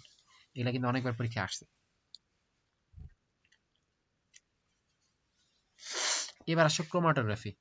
এই ক্রোমাটোগ্রাফি, এটা একটা বিশ্লেষণমূলক পরীক্ষা, ঠিক আছে? দুই বা ততোধিক জৈব যৌগকে এখানেও আসলে ওই আলাদা করা হয়, এগুলো সবগুলো আসলে একই, পৃথকীকরণের একটা পদ্ধতি, ঠিক আছে? তো ক্রোমাটোগ্রাফি কয় ধরনের আছে, একটা আছে অধিশোষণ ক্রোমাটোগ্রাফি, একটা হলো বন্টন ক্রোমাটোগ্রাফি, বন্টন বা বিভাজন। এন্ড অধিশোষণ, শোষণ, শোষণ কারা করছে, কত পাকিস্তানিরা আমাদের শোষণ করছে। তাহলে পাকিস্তানের পাতে হলো কি, পাতলা স্তর ক্রোমাটোগ্রাফি, আর ক তে হলো কলাম ক্রোমাটোগ্রাফি। ঠিক আছে, তাহলে পাকিস্তানিরা শোষণ করছে, ওইটা দিয়ে এখানে মনে রাখতে পারতেছো। আর বন্টন আমরা বাসায় বাসায় কি করি, পেপার দেয়, গ্যাস দেয়, এগুলো বাসায় বাসায় দিয়ে দেয়, বন্টন করে বা বিভাজন করে। এই জন্য পেপার আর গ্যাস হলো কি বন্টন ক্রোমাটোগ্রাফি। এন্ড প্রত্যেকটা ক্রোমাটোগ্রাফির দুইটা মাধ্যম থাকে, একটা স্থির মাধ্যম আর একটা হলো কি চলনশীল মাধ্যম। এন্ড অধিশোষণ ক্রোমাটোগ্রাফি, এই কলাম স্তর বা পাতলা স্তর যে ক্রোমাটোগ্রাফি, সেখানে স্থির মাধ্যমটা হলো যে কঠিন, আর চলনশীল মাধ্যমটা হলো তরল। এটা মনে রাখবা কি দিয়ে, চা ছাঁকনি দিয়ে মনে রাখবা, চা ছাঁকনি। চা ছাঁকনিতে কি হয়, একটা ছাঁকনি এখানে থাকে, আর তুমি কি করে এখানে চা ঢালো, তার মানে চা তুমি যে ঢালো, চাটা কি একটা চলনশীল মাধ্যম, তাহলে চাটা কি তরল না, তাহলে চলনশীল মাধ্যম হলো তরল। আর চা ছাঁকনিটা হলো কি কঠিন একটা মাধ্যম, যেটা তুমি স্থির ধরে রাখো, তাহলে স্থির মাধ্যমটা কঠিন। ঠিক আছে, তাহলে অধিশোষণ ক্রোমাটোগ্রাফিতে চা ছাঁকনি দিয়ে মনে রাখবা, যেখানে তুমি চা হলো কি একটা চলনশীল মানে তরল, আর স্থির মাধ্যম হলো চা ছাঁকনি মানে একটা কঠিন। আর বন্টন বা বিভাজন ক্রোমাটোগ্রাফি, এই ক্ষেত্রে স্থির মাধ্যম দুইটারই হলো তরল। ঠিক আছে, মানে ওদের থেকে এক ধাপ নিচে চলে আসবে, ওরা ছিল কঠিন তরল, এরা হবে তরল। ঠিক আছে, তাহলে এদের স্থির মাধ্যম হলো তরল, আর এদের চলনশীল মাধ্যম যেটা গ্যাস ক্রোমাটোগ্রাফিতে, তো নাম যেহেতু গ্যাস, গ্যাস থাকবে, আর পেপার ক্রোমাটোগ্রাফিতে তরল, তাহলে পেপার মানে কি তরল তরল, আর গ্যাস মানে কি তরল গ্যাস। ঠিক আছে, যেহেতু গ্যাস ক্রোমাটোগ্রাফিতে গ্যাস থাকবেই, মনে রাখবা পেপার আর গ্যাসের যত যা আছে সবই তরল, শুধুমাত্র গ্যাস ক্রোমাটোগ্রাফিতে চলবে হলো গ্যাস, লিকেজ হয়েছে মনে করো গ্যাস, তাহলে গ্যাস কি চলতেছে। ঠিক আছে, এটা জাস্ট একটু আলাদা।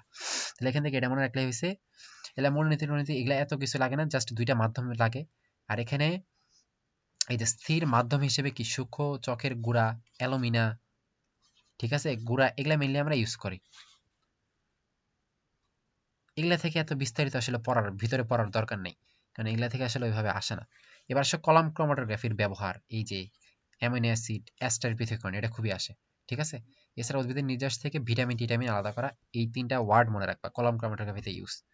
এবার সব পেপার ক্রোমাটোগ্রাফি, তাহলে ফিল্টার কাগজ রূপে, এখানে ফিল্টার কাগজ যেটা আছে শোষিত পানি স্থির রূপে ইউজ করা হয়। আর চলনশীল মাধ্যম এগুলা হিসেবে কি জৈব দ্রাবক আমরা ব্যবহার করি। তাহলে এইটার আবার ইউজ কি মনে রাখবা, কেবলমাত্র পেপার ক্রোমাটোগ্রাফিতে একটা আরএফ এর মান আছে, এই আরএফ এর মান অবশ্যই একের ছোট হইতে হবে, এক এর কম হইতে হবে, এক থেকে বড় হবে না। এটা কি, এটা হলো উপাদান কর্তৃক অতিক্রান্ত দূরত্ব আর দ্রাবক কর্তৃক অতিক্রান্ত দূরত্ব।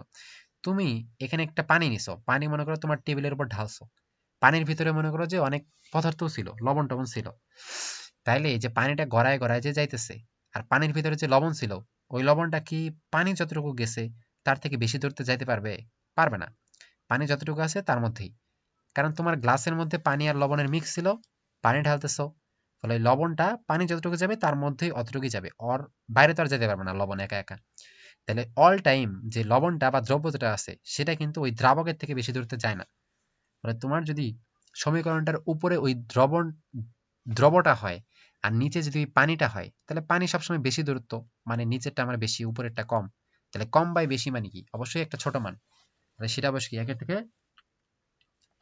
ছোট একটা মান পাবো, তাই না? কারণ যেহেতু দ্রবটা দ্রাবকের মধ্যেই থাকতেছে, তাহলে সে তো তার থেকে বেশি জায়গায় যাইতে পারবে না।